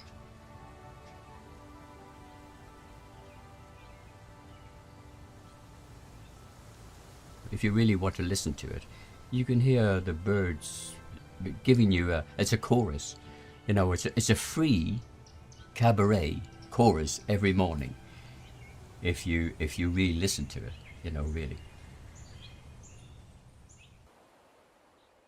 When you consider, now this is just a very simple thing to think about. I don't know whether you've, not a lot of people have seen a lamb being born, or a calf being born to a cow. But take the sheep, take the lamb being born to a sheep. Now, that sheep will lay down, knows the time, out comes the lamb. The lamb, within 2 or 3 minutes, will be trying to stand on his feet. Within 10 minutes, it will be suckling from his mum, and within half an hour, it'll be jumping around the pen. Now you take the equivalent to the human being. That lamb has popped out and it knows exactly what to do straight away. When a child is born, we have to train it from day one. The child doesn't know exactly what to do. So, are the animals clever than us? In certain ways they are. Instinct. We don't, human beings with their young, there's no instinct from the young. They don't know what to do. We have to train them. So I do believe in certain cases that certain animals, probably quite a few animals, are cleverer than we are. My first memory was when I was 3 years old. Two things I remember. That was not to get too close to some of the animals, because they do kick. But my memory, real memory, was dancing with my mum in the kitchen, and since then it has remained with me right the way through to now. I still love music and dancing now. Well, one of our favourite songs was Danny Boy. It's a slow song, but we still had a little dance to it. It was Oh, Danny Boy, the pipes are calling from glen to glen and down the mountainside. The summer's gone and all the roses dying. Oh, Danny Boy, oh, Danny Boy, I love you so. That's it. There's lots more. It's a long song, but today that'll do me.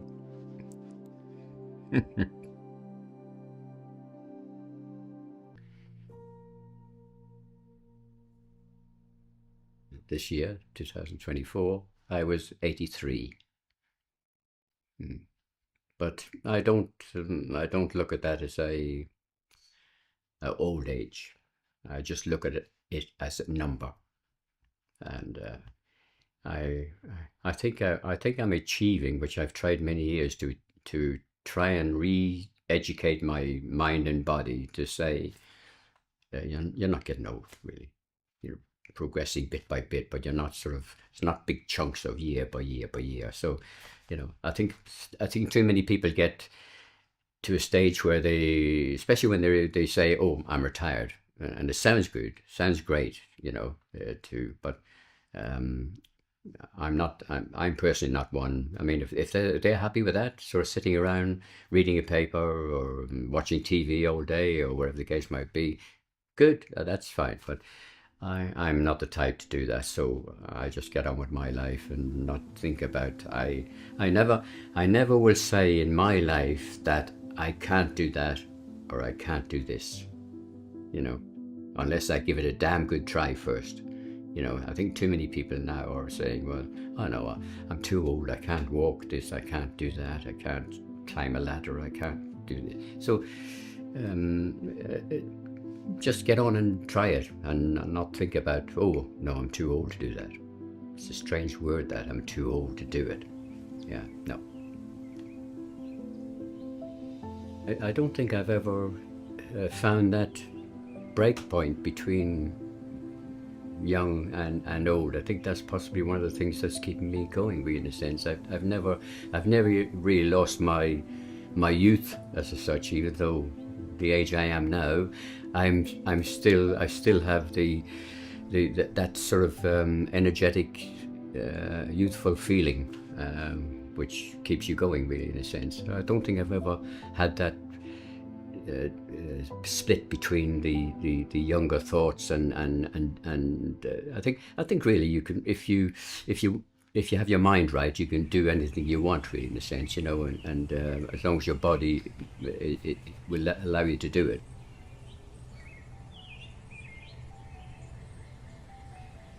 My friends are very important to me, I think, because you need also to because I'm so busy in my life, and you need some sort of outlet, and I think your friends can give you that. The socializing of your friends, they can ease your whatever strain or stress or whatever the case might be you get from your working life, and they are very important. And the most important thing is my target in life. and my target in life is to reach 100.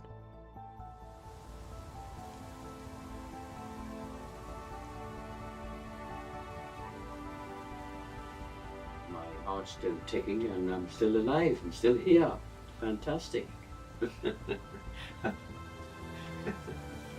But it's great as you can see here, standing with my father, my dad's wellies on, his boots and his hat, looking at this type of weather, because we had this weather quite a lot on the farm on a regular basis.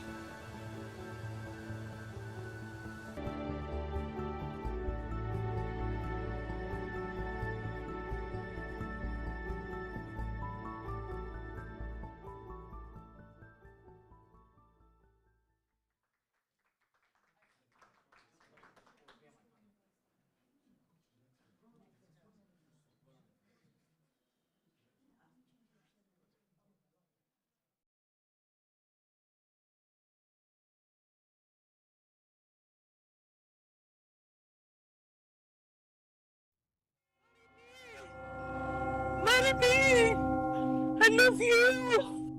It's game over. It's game over. मैं हूँ श्रेया। मुझे बचपन से ओनायरोफोबिया है। ये एक ऐसी बीमारी है जिसमें इंसान को लगता है कि आने वाला हर सपना फ्यूचर में सच होगा। क्या जरूरत थी उसको सुबह कॉल करनी? अरे क्या आ गई? और सब इसलिए डरते हैं कहीं मैं उनके बारे में कोई बुरा सपना ना देख लूं। कैसा लगा मेरा सपना? हम सबका यूके में ये पहला साल है। तो बताया तो ना मेरे बारे में सपने नहीं देखना। श्रेया का बर्थडे यार, अगर पता होता कि तुम लोग ऐसा कर रहे हो तो मैं उसको इन्फॉर्म कर देता पक्का। लेकिन बात बताओ, तुम लोग श्रेया से इतना डरते क्यों? आएगी, थोड़ा परेशान करेगी। हमें दुश्मन के कमरे तक पहुंचने के लिए 3 रोज को क्रॉस करना था। श्रेयाज और श्रेयस में फर्क होता है ना यार, तू उसके सपने का याद है। क्या हुआ? चल ही नहीं रहा। ये मैं क्या बोल रहा था, ये डेस्क रिपेयर हो सकता है क्या?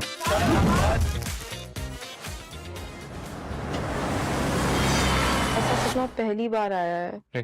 छोड़ना पार्थ, परमिशन लेके थोड़े ना आते सपने। पूरा दिन इसके सपनों की चीज का पोस्टमार्टम करो, वो अलग, सारा संडे वेस्ट करो, सो अलग। ऐसा डरेंगे सपने में भी याद रखेंगे। मतलब बिल कौन देगा?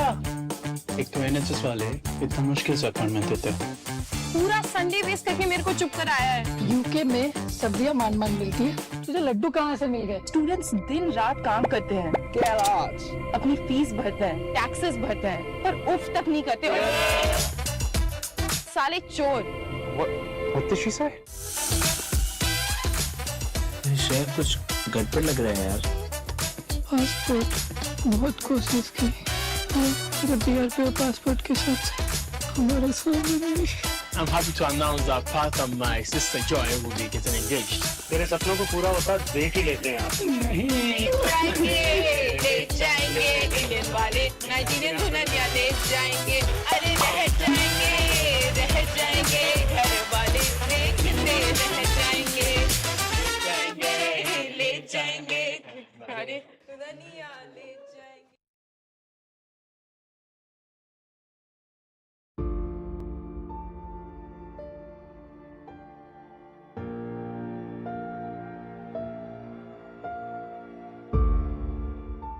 There are all sorts of reasons why people move to the UK from other countries. One of the biggest ones is better job opportunities. It could be for education. And then there could be something that can occur quite regularly is that some countries could be in a state of war and they need to come to a place where they feel safe, especially for the lives of their families.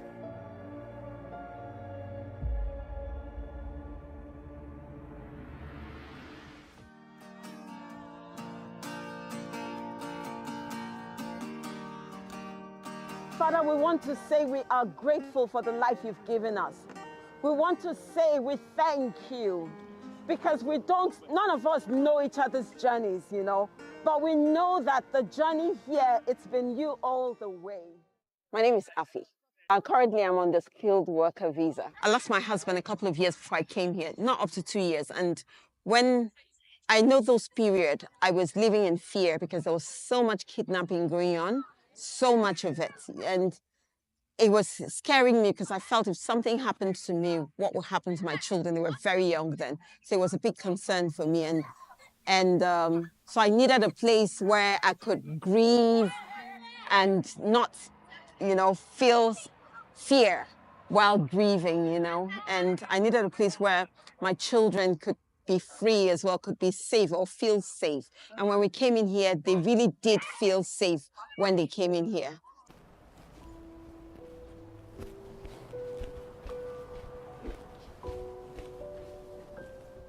I saw myself in India. I thought I'd work there, contribute to my country. But then right now, the political party that's in place is is cracking down on Muslims quite a bit. And we as a minority are being attacked.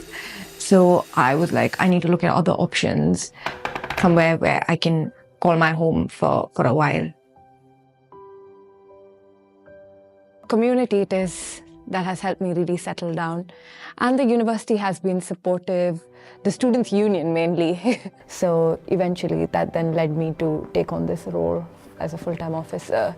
Because of the support I received, I really wanted to give back that sort of support to other students.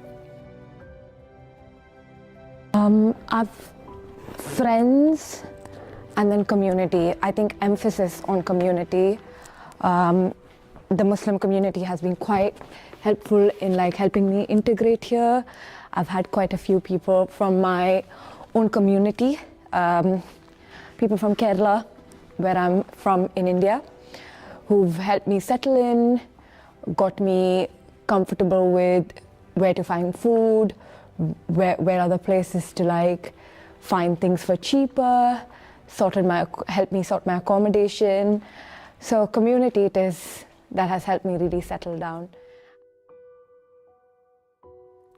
When you look at the history of the UK, you will find plenty of times when the UK has taken advantage of the resources and other things that other countries had to offer into the UK. But now we seem to have come to a point where people in the UK have a problem with people coming from other countries into the UK to take advantage of the resources or any of the benefits that we may have to offer. While the far-right protests were happening nationally, and then there were plans for it to happen, I think it fell on a Sunday, didn't it? In Bournemouth. I did not get out of the house for 2-3 days. I had friends, I had to ask a friend to then pick me up for me to do groceries. There was fear, I'm wearing a hijab, I'm visibly Muslim, I'm their first target. And I was just insanely scared. I never felt this way. I didn't think it would happen. Already life in itself can sometimes be a lot, and you have other stresses. And I'm like, this is an added stress. The fact that I'm worrying that a racist might pull out my hijab, might make comments against me, might hit me. There were conversations about some woman who got water thrown on her face, but she was scared that it might have been acid. So it's that sort of creating fear in the community. It feels like you have to be the ideal immigrant to then be accepted and be that ideal Muslim. And what does it mean in their eyes for me to be an ideal Muslim? Do I have to shed all my values and what? The idea that they are taking our jobs. An analogy I can give to that. I was once working as a housekeeper at a hotel, and my manager was telling me how fed up she was of the phrase of immigrants are taking our jobs. She was even at a pub one time, and some of her so-called friends were saying that to her, and then she said, okay, fine, to these English people who were saying that phrase, she said, fine, I'll start you on Monday. And they asked her what the job was, and when she told them it was cleaning the hotel rooms, they said, no, I'm not doing that. So these jobs that immigrants are taking are quite often jobs that people who were born and raised in the UK are not willing to even do. It's not easy to be able to get a job matching your skill set or what you studied. So that's a really big challenge. And you find out that most of us at the end of the day end up having to go into the healthcare because you're trying to get a sustainable job, you know, to pay the bills at the same time to help keep you here while you're trying to get the right experience for what you studied. I'm a media person. I've worked in top organizations, including organizations owned by the UK economy, the BBC, you know, in my country, but it's still a challenge trying to fit into getting a job here, you know, even when you know that you're good enough for it. You can't say you want to do a certain kind of job. It's what is open to you. You know, there's this undertone, I'd call it, of what I'll call discrimination. I don't want to call it racism, but it's bordering on that. Because you're an international, they tell you each time you're told you do not have Western experience, you don't have an experience here, and they're not ready to give you that chance to have the experience. Immigration, I would say, has had a very positive impact on my local area and my local community. One of the most obvious answers is that it's given us different types of foods to try, different styles of music, different styles of entertainment. These are just little ways in which immigration has had a very positive impact on our culture and on our community.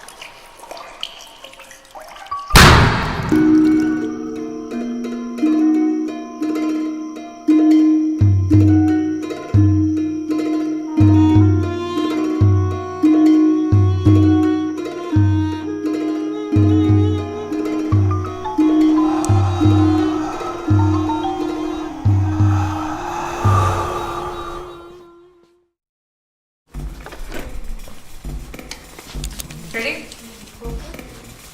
Clap. And let's roll. Oh shit. Sound. Where's sound? Ready? Let's go for take. Clap. Shot 17, scene 2, take 1. My name is Ziad. I'm a geometry teacher. And that's me. I'm from China, and I am from Tianjin. It's not a big city, but it's a little bit traditional one. So, yeah. I'm from Kerala. My father is a graphic designer. My mother is a social worker and teacher. And they're living there. I'm here. So. Oh, I love my family. I can't live without them. I love them so much. I'm not interested in, I don't know, like the being with your family, staying connected with them and all such things. If that's what you want to know more about, I'm not interested in such kind of a thing. So I don't talk more, like much with them. I'm here. My parents, they are just business, and they are just department manager, you know. It's a kind of traditional, yeah.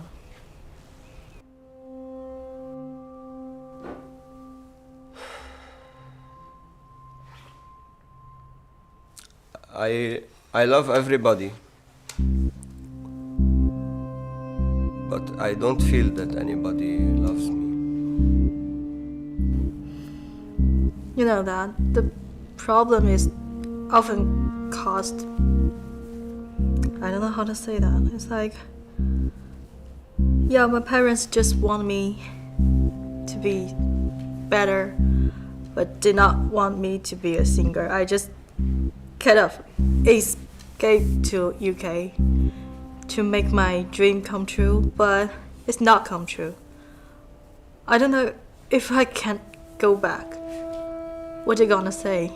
What my friend gonna say? I don't know. I have no idea about that. I'm so nervous. I'm 24 now, and I have done a lot of things in my life. I have tried to get to know about the things I want to know. I've traveled to places I want to travel.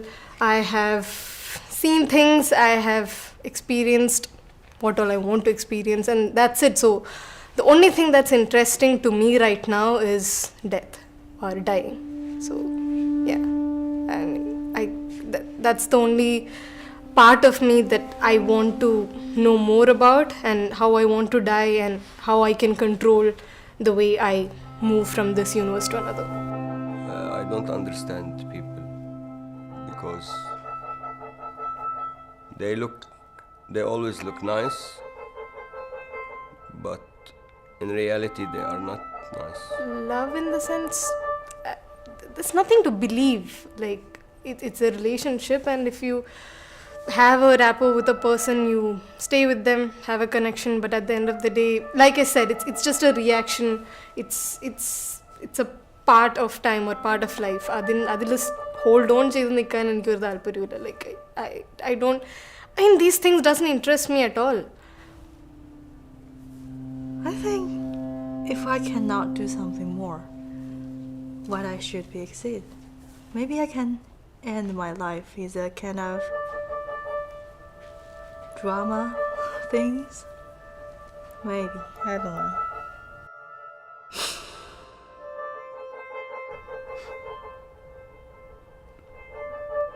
It's not me. It's people. It's not my problem. Yeah. I just want the ending is gonna be satisfied. For me, is that something that I really want? I don't know. I just want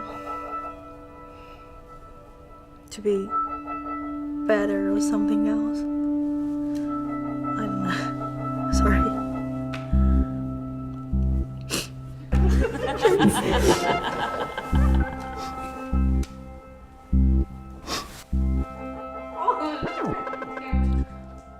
He's crying like a baby. Yeah, I am. You go crazy, man. No, but because that's one thing that's kind of the only thing that is exciting me right now. So isn't that the most exciting thing to do? Because you can't decide how, like, when or where you're born or whom to you're born. Any other paid or decide but at least like how the way I want to die or how or when I'm dying and I get to decide that, I think that's a great thing. Can I have water? You know that one day when you realize that you cannot sleep well because you keep thinking of something, you cannot use your head, use your brain to analyze something. You just need to take break. You just want to take break, but you can't. Life is going on. You have to keep going, but because I thought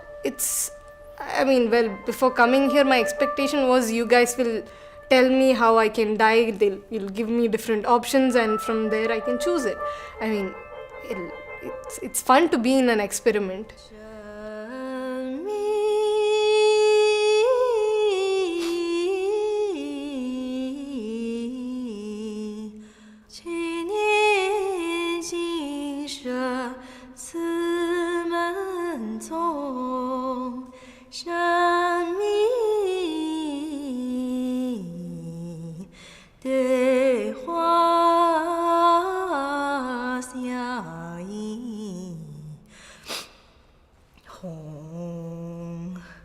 生命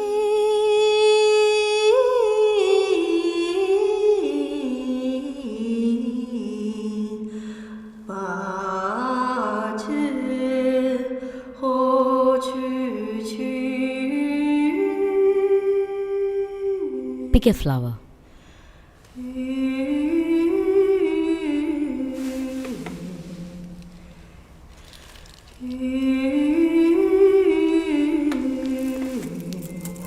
I don't know, maybe kind of drama. It's kind of already dead, this flower. Yeah, it's green and I like green. It's my favorite color. So, and it's weird when the flower is also the same color as the leaves. It's somehow, I mean, it has a character to it, I guess.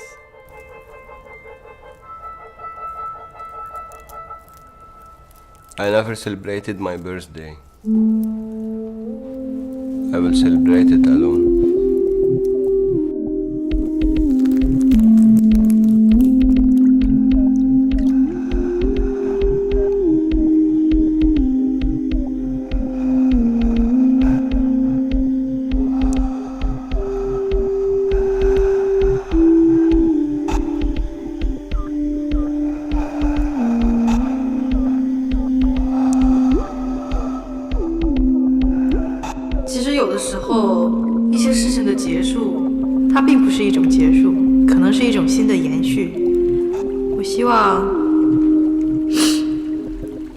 我希望在另一个世界，我可以做一些自己想做的事情，让自己满意。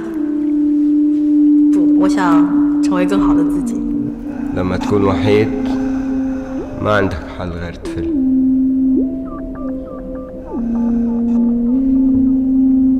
أفضل شيء إنك تعمل. ഞാൻ ഇപ്പോൾ ഉള്ള ഈ ഒരു പരീക്ഷണത്തിലാണ് അതെങ്ങനെയാവും എങ്ങനെ പോകും അവസാനം എന്ത് സംഭവിക്കും അതൊന്നും എനിക്ക് അറിഞ്ഞൂടാ but I am really excited like this is like one of the best decision I have ever taken and I M so sure about it so yeah I am really excited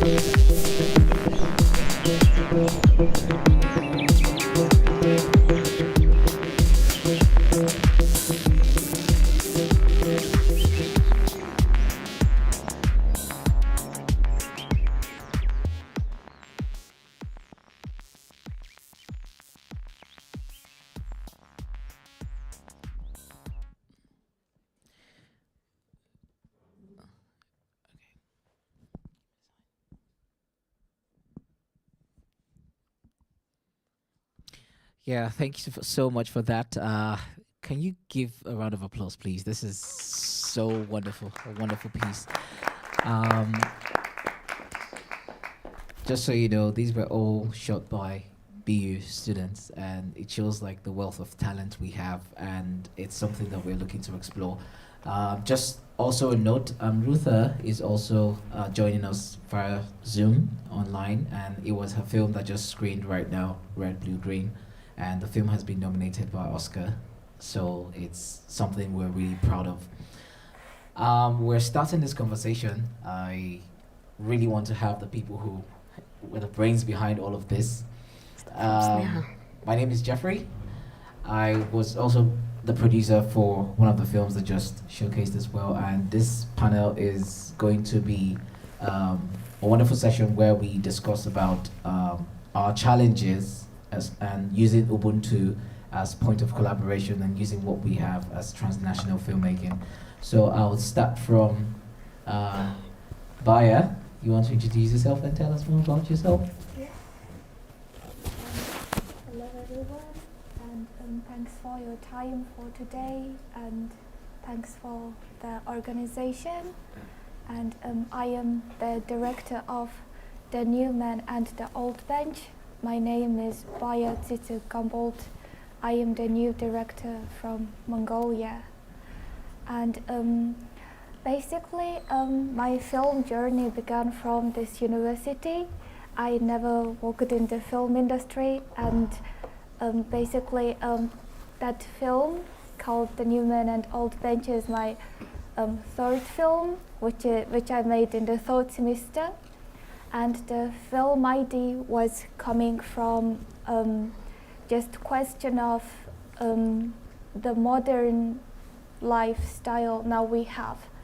Because the thing which I saw as a female in this modern time was most people, especially the ladies, they wanted to look more youthful, and they wanted to rejuvenate or changing their selves. But actually this is the part of nature human being has been experiencing so long. Therefore, basically, it is the root idea of the documentary. And then I was looking for the main contributor and who has the beautiful human life experience in this universe like us, and basically that's the beginning of the film. And thank you. Thank you so much. Thank you, Baya. I'll move to Sneha. So introduce yourself and tell us more about your film. Thanks, Jeffrey. Thanks everyone for giving me this opportunity to be part of this panel. And I'm the writer and director of the Great NRI series. This series is not just visual medium for me. It's a the every frame which I've crafted is a blend of my experiences, dreams, when on that I've encountered on my foreign journey.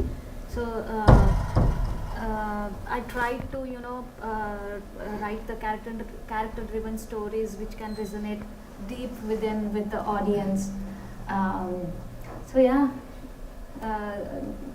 There's me, and this is my story, and this is what I've done. Thank you so much. Thank you so much, Neha. We'll move to Joy. Joy, can you tell us your name and all about your film? My name is Joy Blues, and I made the documentary on immigration. As an impact filmmaker, I'm interested in social issues and highlighting these challenges and lending voices to people that may not necessarily have the voice. As an immigrant myself, also in the UK, I decided to tell this documentary. It's a very big documentary though. I mean, it's 25 minutes, but we had to streamline it for the purpose of this production. So many issues have been touched in this, and we're able to actually showcase the immigrants' experience, their struggles coming to the UK, how it's been, being a diverse society, how you're able to blend in, how you're able to create your own story and not just be part of a figures, of a statistics, but actually being a person and having your story to be told. So that's actually the reason for the documentary, and yeah, I hope you guys liked it. Yeah. Thank you, George. Thank you. So Sneha, I'll go to you, right? Because I've been trying to wrap my head around the name of your series. What's the Great Adventure? How did you come about the name? You know, Jeff, when I came, this is my first international trip, and I never thought of traveling abroad. And when I came, there's so many culture shock and adapting to the new environment, and you don't know how people are, what people are, how it'll get through it. And then initial month was very tough for me, and then I came in September month last year, and then by the time November came, I decided that I want to make a series on, that's what you're trying to do, immigration. And then, the series is based on NRIs, non-resident Indians, who come to UK and face so many challenges. It's very different in India and it's very different in UK. The purpose of doing this series was to break some myths about, there are so many stories happening in India. People feel, that those who travel abroad, are having fun and have so much money. And have so much money, and they might be partying. But the series is very different. The scenario is very different. That I wanted to make break the myth about what people are thinking back home. So this story will not only resonate with only Indians, but also it has a cultural appeal. It appeals to the universal theme of homesickness and cultural identity and adapting to the new environment, where everyone goes through it when we come here. True. So this is what I've tried to do with the 6 episodes, where every episode there is some conflict, there is some issue where my characters are facing. So Okay, Baya, I'll come to you, right? Wonderful piece, wonderful storytelling, wonderful technique, I would say. The angles, the shots were wonderful. I had goosebumps, I wouldn't lie, when I was watching that. Can you say to me, when you were developing this story, what did you have in mind in terms of like your technique? How did you think about your subject, who you wanted to focus your story on, and how was that story development? How did you navigate through that? Okay, the basic of the story development was just understanding my character, understanding the main contributor, and clear communication. And in order to achieve that, basically, we talked more deeply, and I was trying to be more honest to my contributor. And then when I went back to my home, I was developing the ideas or pictures in my mind and making tiny storyboards in my mind with the different alternatives and also the possibilities with my cinematographer. Also, I did recce with my cinematographer, and if you've seen, there were lots of natural insects we were also shooting. Therefore, in order to achieve all those things, basically we did recce 3 times a day, because some animals, they go out certain times, and it was the main development of the footage, and conversation with my contributor gives all those development, because all the story was rely on his words.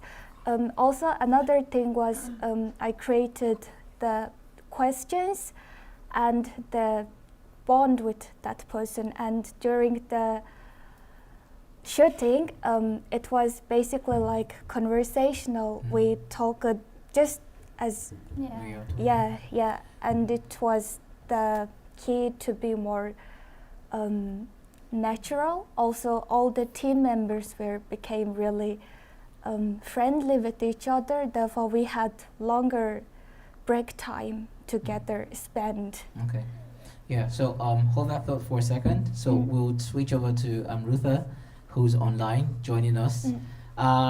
So Amrutha is one of the special reasons why we're here, because this is more like a huge milestone for us. One of our own is being nominated the Oscars, which is something to brag about. So yeah. So Amrutha, I'll come to you now. Being an alumni of Bournemouth University and going out there to face the real life challenge of the real world and coming up with this wonderful piece and with this wonderful story, what was that thing you took from Bournemouth Uni and implemented into the real life that made you create this wonderful piece? Okay, first of all, good evening all. Then, like working with people from different cultures has taught me that storytelling is like a universal language. Much of my preparation for working on transnational project like this, Red, Blue, Green, came from my time at university. It's my master's work. Then it's like it really the studies really prepared me well to like make this film. And in the beginning, the lessons from all this global collaboration is like really frightened me much. So during the production of Red, Green, Blue, our team spanned continents, each members contributing like unique insights and creative energy. Like one of the most memorable moment was a discussion about our emotional arc, and I don't know, I'm super excited here. So the environment there was truly international, and I had the privilege of working with my classmates from all over the world. This has not only exposed me to different storytelling traditions, but also helped me understand how cultural nuances shape creativity process. I also want to give special thanks to our wonderful faculty, Sam, whose guidance and mentorship were invaluable. Sam's supports and encouragement were integral to my growth and the growth of my film, both as a filmmaker and personally me. And I'm deeply grateful that. Okay, then yeah. Okay, thank you so much. Thank you. Joy, I'll come to you, right? In as much as I'm also the producer for this film. I would come to you as a moderator, and then we'll share stories of what we, because it was really a struggle. So in the creative stage of this film, right, when the rain drops, what were you thinking? Because one thing I've figured around all of us that it's quite a unique story is that we're all talking about immigration or experience. It's more like it is a hard story. Yeah. It's something that we are burning to always tell. So what was that creative juice? What were you looking at from the perspective of a director? Because I see where you put in the cultural value of Nigerians as being religious, and I see where you also put in the cultural values of different people, and the British guy really said it real well. So what was that? What were you thinking when you selecting your contributors to do this? Okay, thank you for that question. While selecting my contributors for this project, one of the things I was looking towards was so many people said no, because everyone is like, oh, I don't want to tell my story. Oh no, there's just something, right? But then I'm grateful enough to have the participants I had and being able to be vulnerable on camera and actually tell this story how it is. Because the truth is, literally everybody here has a story. We may be male, female, they, them, whoever we are, we all have our different stories. So being able to bring your story to the limelight, say your struggles, because there was a level of, when I came to the UK, just like Sneh has said, she said she came September, and then by October, November, you had your story idea. That was literally the same thing with me. I was like, oh my gosh, I need to tell the story. Oh, look at, because I'm new in this society, I'm like, okay, so who knows my story? Who knows my struggle? Who knows why I'm here? Am I just, a group of 2,000 people a group of 2,000 students are in the international students are in the UK. Okay, what makes us unique? It's our individual stories. So I'm looking towards putting these stories, putting names to these figures. Yeah, I don't know if I answered your question. Yeah, you did. You touched you touched the bit, because I can see most of them resonating with it, and I can also resonate with it. Okay. I'll come to you, Amrutha. We look up to you now because yes, you're the boss now.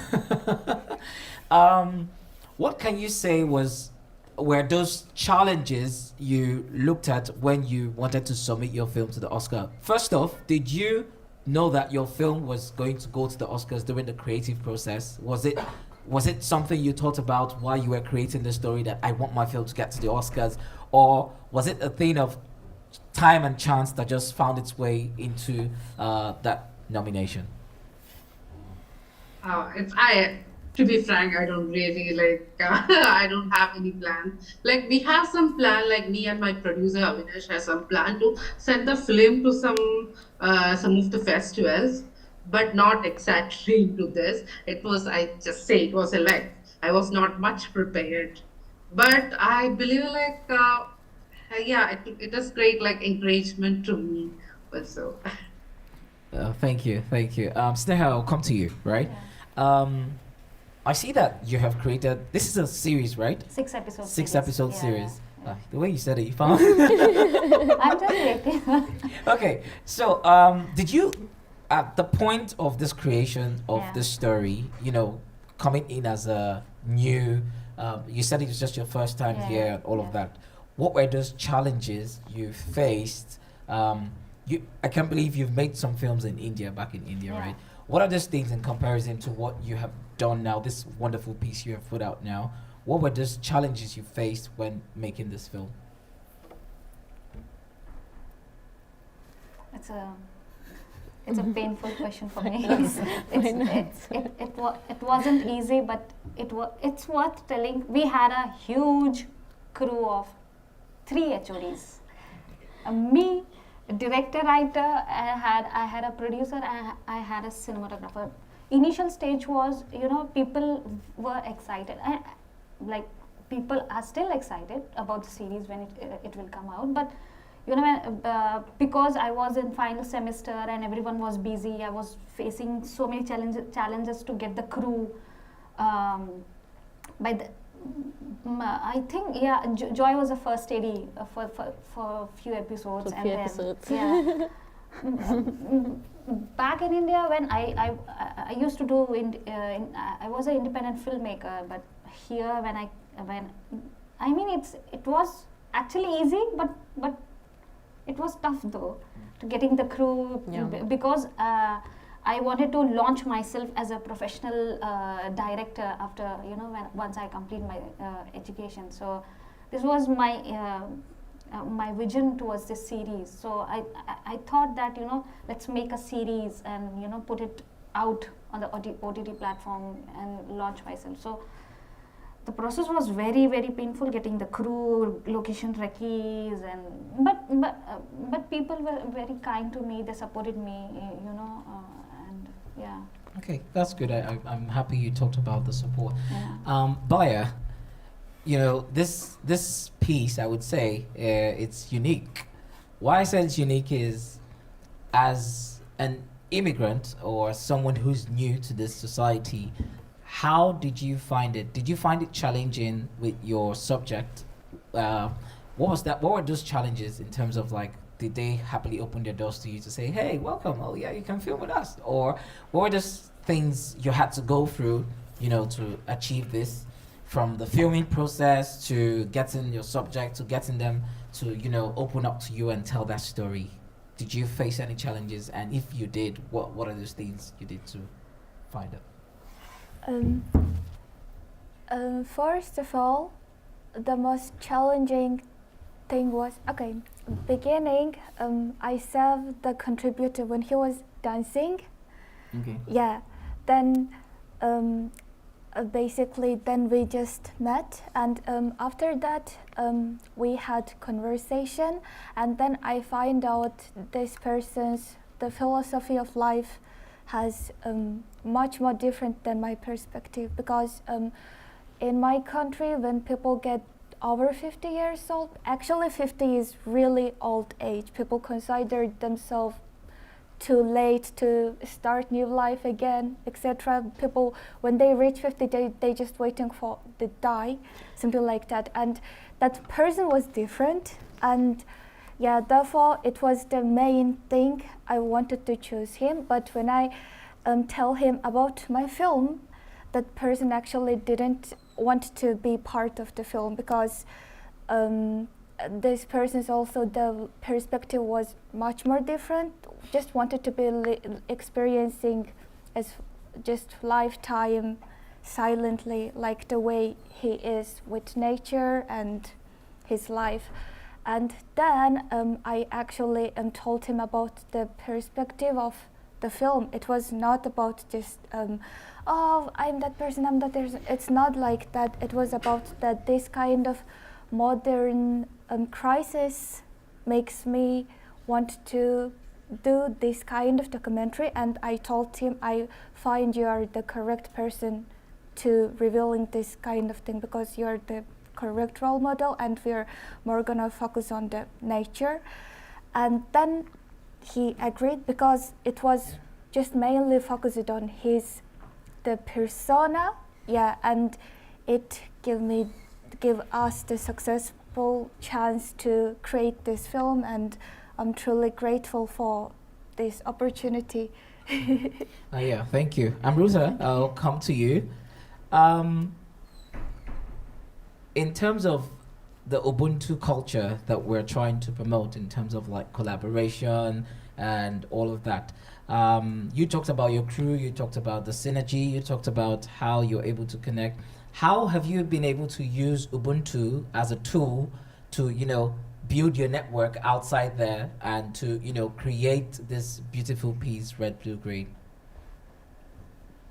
Yeah, actually Ubuntu is like, like one philosophy that has profoundly influenced me as like a filmmaker in this process. The idea that I am because of we are. So the concept of my film is also somewhat like that. It's a concept that speaks to the interconnectedness of humanity and the importance of the community. In filmmaking, Ubuntu reminds us that every story has shaped by collective effort, by emerging the voices, and by the shared humanity that connects all. Red, Green, Blue embodies this spirit. It's a story crafted by people from different countries, each of us bringing a piece of our world to the narrative. So this interconnectedness made the story more authentic and powerful, providing that by making this film, I just realized that it's not about the individuals, but also about the collaboration at its core. So yeah, it helped me really a lot. Okay, thank you. That's really wonderful. I'm coming to the hard one now. And the hard question, Joy, unfortunately has to start with you. The hard question is, what next after now? Where's that perspective that as a filmmaker, as a graduate in this international space, when you came into Bournemouth University and you're leaving Bournemouth University, what was that target place that you felt like, okay, you know what, I'm going to get a job here, or I'm going to work here, or I'm going to do that? What's in for you for the future, and what are those fears you have? Okay, one thing that's always resonated with me is being able to tell stories authentically. So when it comes to filmmaking, I'm interested in telling of impact stories. I want to, through my film, because film makes narratives. Okay, personally, I've not been to the US, right? But I could tell you so many things about the USA from what I've seen on the media, the movies I've seen. So that just shows you the power of filmmaking, the power of stories.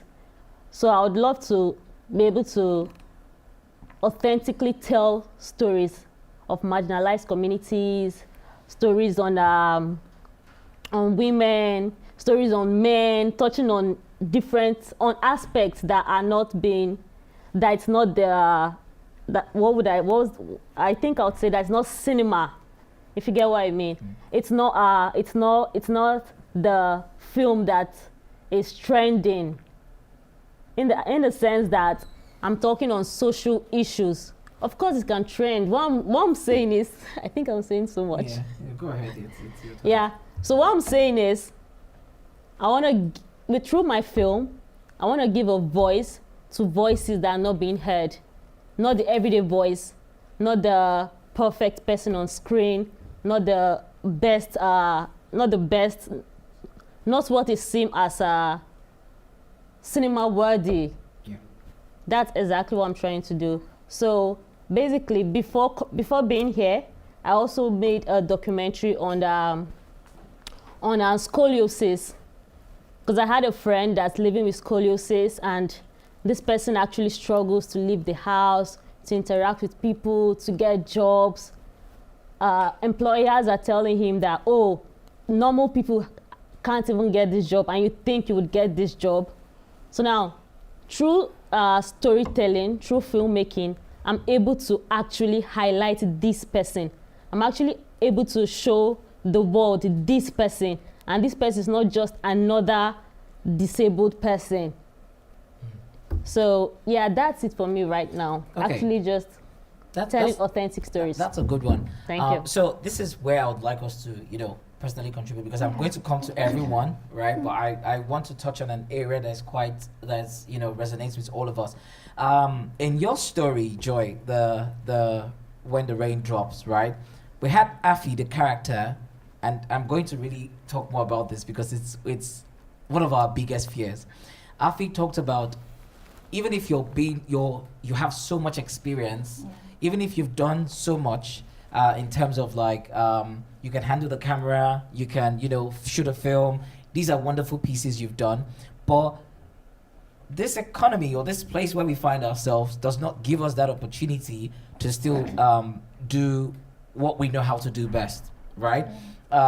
We see Afi talking about being able to a presenter in the BBC and all of that, and coming down here, it feels like you still have to start from the ground. You have to start from the scratch.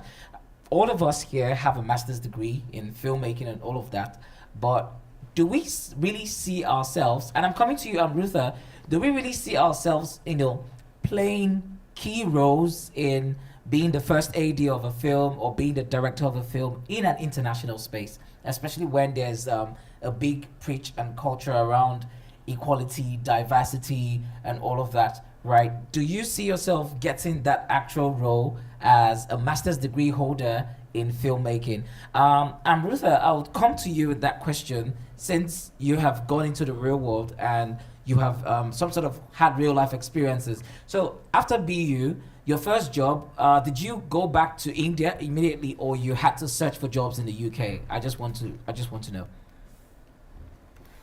Actually, I went back to India because I think the future, I don't know, there is no, I worked as an assistant director and associate before coming to the Bournemouth University.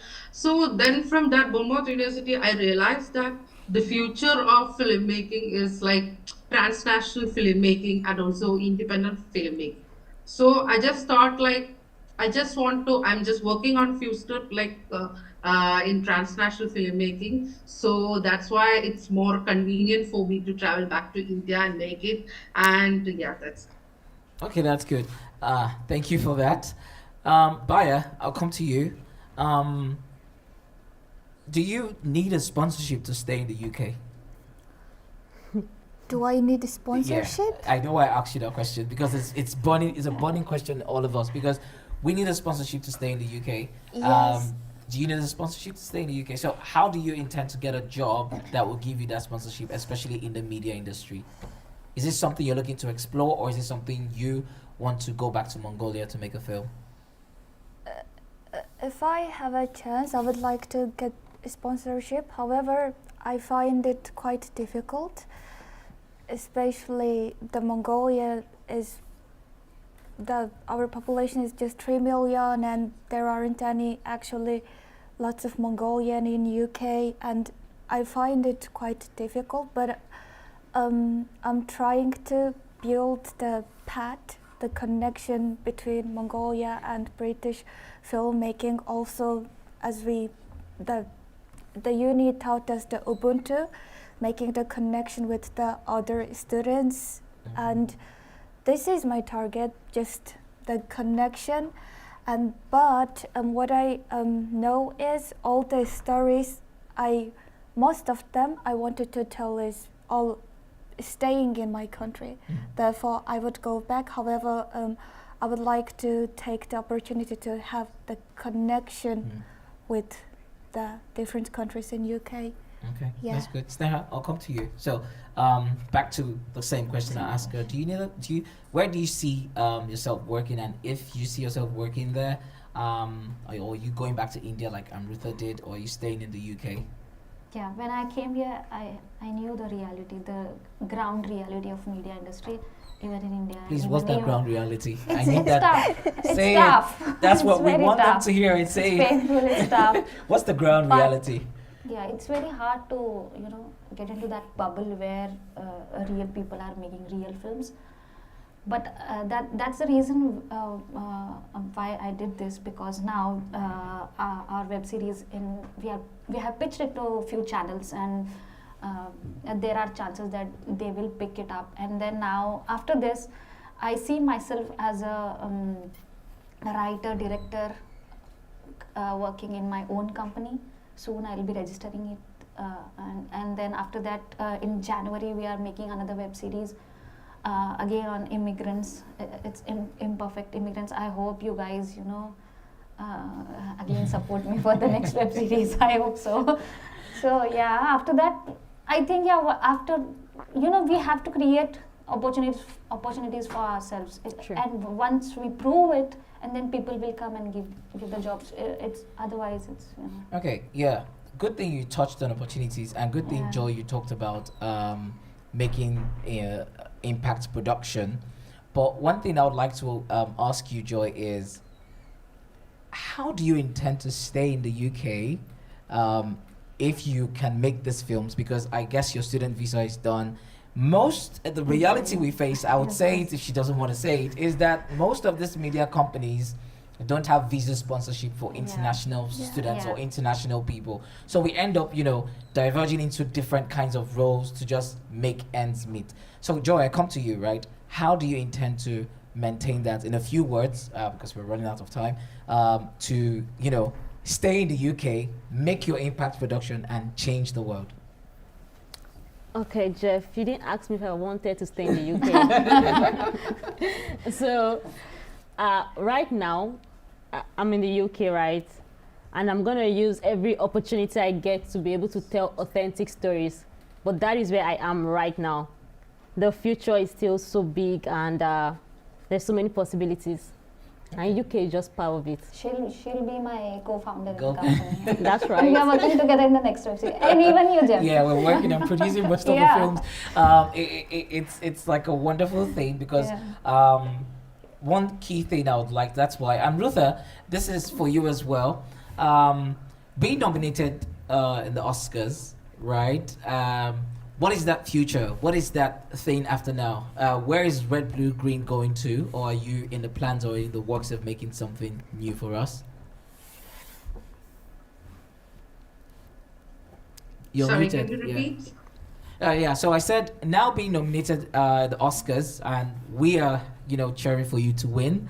What's the next thing? What's the next big thing? Are you coming back to the UK to collaborate more, or are you collaborating with any other filmmakers across, and how are you going to what's the next big thing for you? Okay, my next dream is to take a PhD actually. Also, I want to come back to UK and take my PhD from there. Also, I'm applying for a few grants for making films in the UK. So I hope it will all work out. Oh, okay. That's good, most definitely. Please tell me you're coming to Bournemouth for your PhD. I'm really interested. Okay. We share a lot in storytelling and the way the lecturers have been able to groom us and teach us that core foundation and all of that.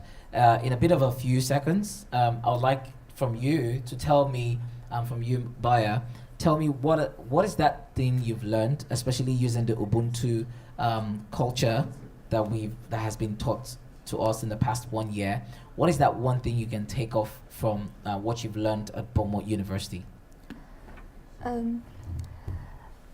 Okay, the thing which I learned a lot about Ubuntu is that each people on the set are really important and they have their own skills and abilities to do, because my background experience was mostly about theater and I was actually the performer, and that time director mostly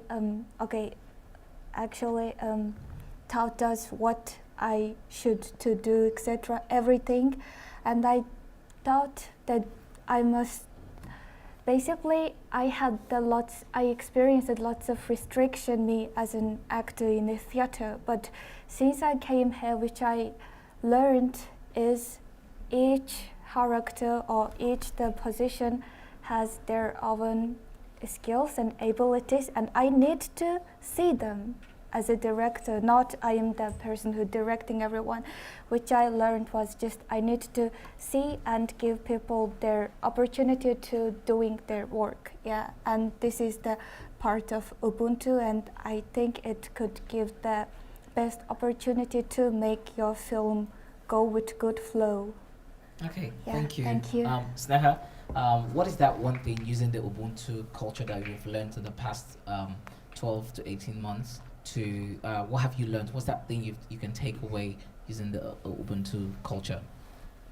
This is very important question which you have asked, and the one thing, all my life I've just seen categories, and the gender category, the color category, whatever it is. And when I came here, and when I worked with so many people, so many different culture people and different state people, I see no difference.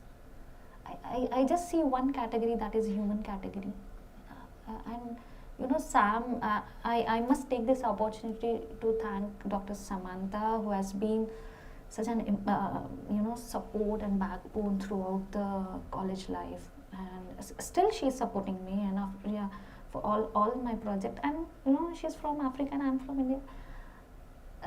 I just see the connection, and I just feel so good that we have people like I don't want to judge people, but still people are sometimes they become narrow minded, and they start differentiating things. But yeah, when I came here, and Joy, from the first day till now, we're still together, and I just know two languages. One is the language of love, and one is the language of respect. That's it. Wonderful. I love Yeah, that. yeah. Language of love, language of respect. Joy, using the Ubuntu as a tool and what we have learned so far in your master's journey, what is that one thing you can take out from what you've learned at BU? Okay, for my project, how Ubuntu was shown here.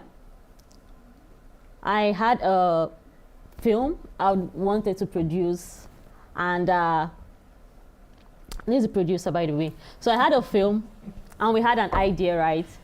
And then I don't have no money to pay anybody. Producer, maybe he had money, I don't know. But then we all came together. I had a friend who is a cinematographer, and we all studied the same media course, and we all learned the spirit of Ubuntu.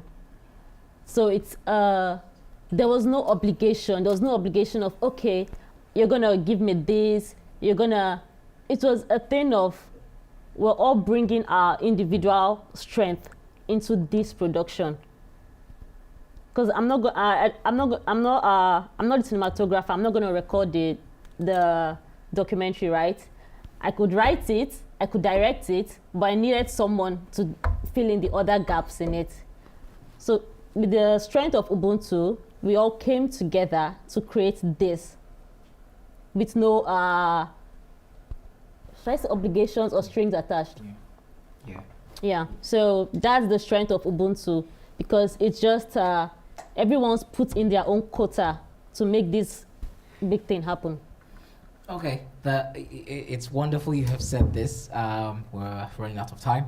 I'll also put in my 2 cents, because being a producer, I figured that the spirit of Ubuntu is what we have used to come together. And if you notice from the audience, if they watch, you find out that one person is screening in the other person's film, and one person is also in the other person's film. And then we also see that one person is also a producer in the other person's film. So it's that connection and that connectivity that, you know, binds us together. Ruth, I'll come to you one last time, because we're running out of time. So any parting words for us, as you know, we're fresh out of the box, fresh out of school. You're the person we look up to now.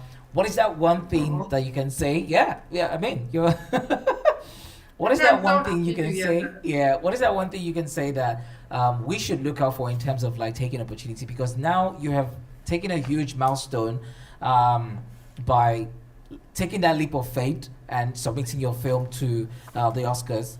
Nobody would sit here and say, oh, I want my film to go to the Oscars, because we all have that thought to say, we want the Netflix first, we want to do this first, we're not even thinking about the big picture. So what is that one thing you can, you know, tell us as people who are fresh out of the box to look out for?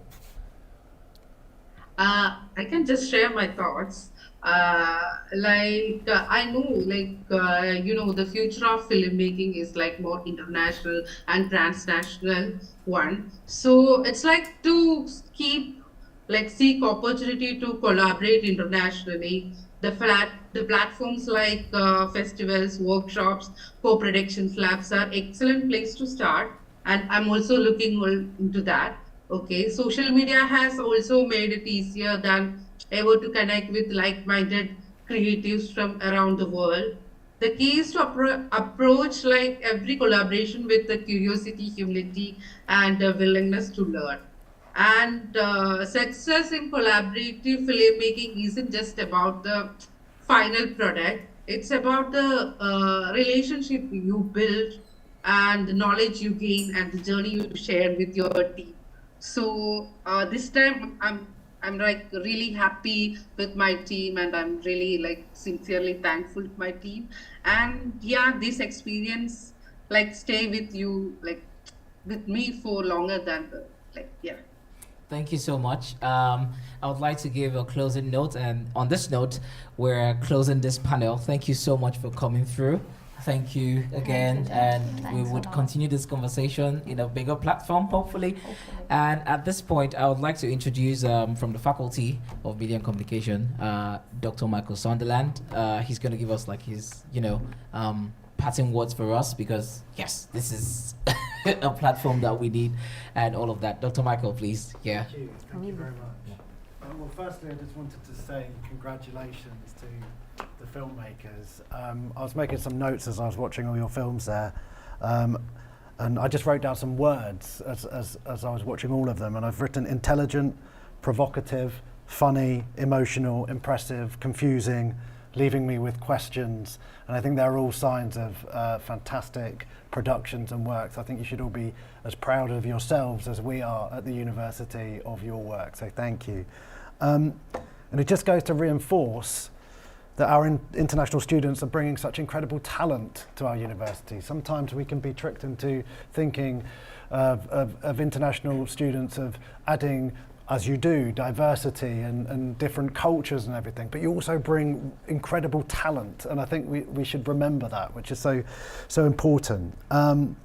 You've all spoken of telling important stories, and I was interested and moved by the fact that you all appear to have taken something that seemed quite painful, your experiences of moving to the country and starting a new university, and turning it into essentially art forms in various different ways, whether it's comedy, whether it's documentary, or any of the others we saw.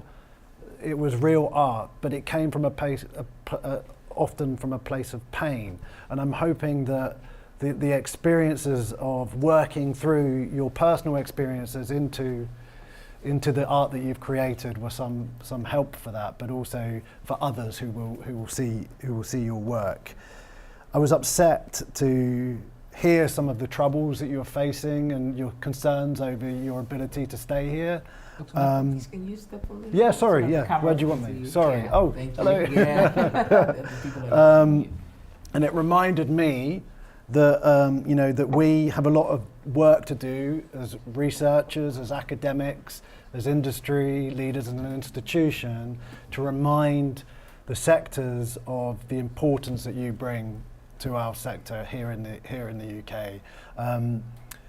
Selfishly, from a British perspective, we don't want to lose your wonderful talent. We want you to stay, but also we want to continue to obviously work transnationally and internationally, as you've been seeing. I just wanted to touch on that transnational collaborative approach to filmmaking that we saw in Sparrow Song, you know, which was actually produced in in different countries. And of course, from that, the learning, from what I could see, went far beyond the professional learning that you got from the filmmaking side, for instance, of reaching out to the cultural learning and the appreciation of working cross borders. And it just struck me, maybe a closing thought to end on. I have two children, 7 and 10, a boy and a girl. Why are we waiting until MA level education to do these sorts of projects? It's so valuable, so impressive and so important that we should be doing these sort of transnational production and reaching out across borders now. We have the technology to do it. I think my children would find it fascinating and interesting, and it will be instilling these values at an even younger age. So just, yeah, thank you again to the panel for your inspirational work, and yeah, well done and thank you. Thank you so much. Thank you. And thank you, Amruta. This is quite wonderful, and I hope we'll have more conversations and more stories, and we wish you the best in all of it. Thank you also to the audience for joining, and thank you everyone who has participated and supported us, to the crew, to everyone who has made this a wonderful opportunity. We thank you, and thank you to Dr. Sam and the Faculty of Media and Comms for putting this together. And to this we say thank you, and see you on the other side.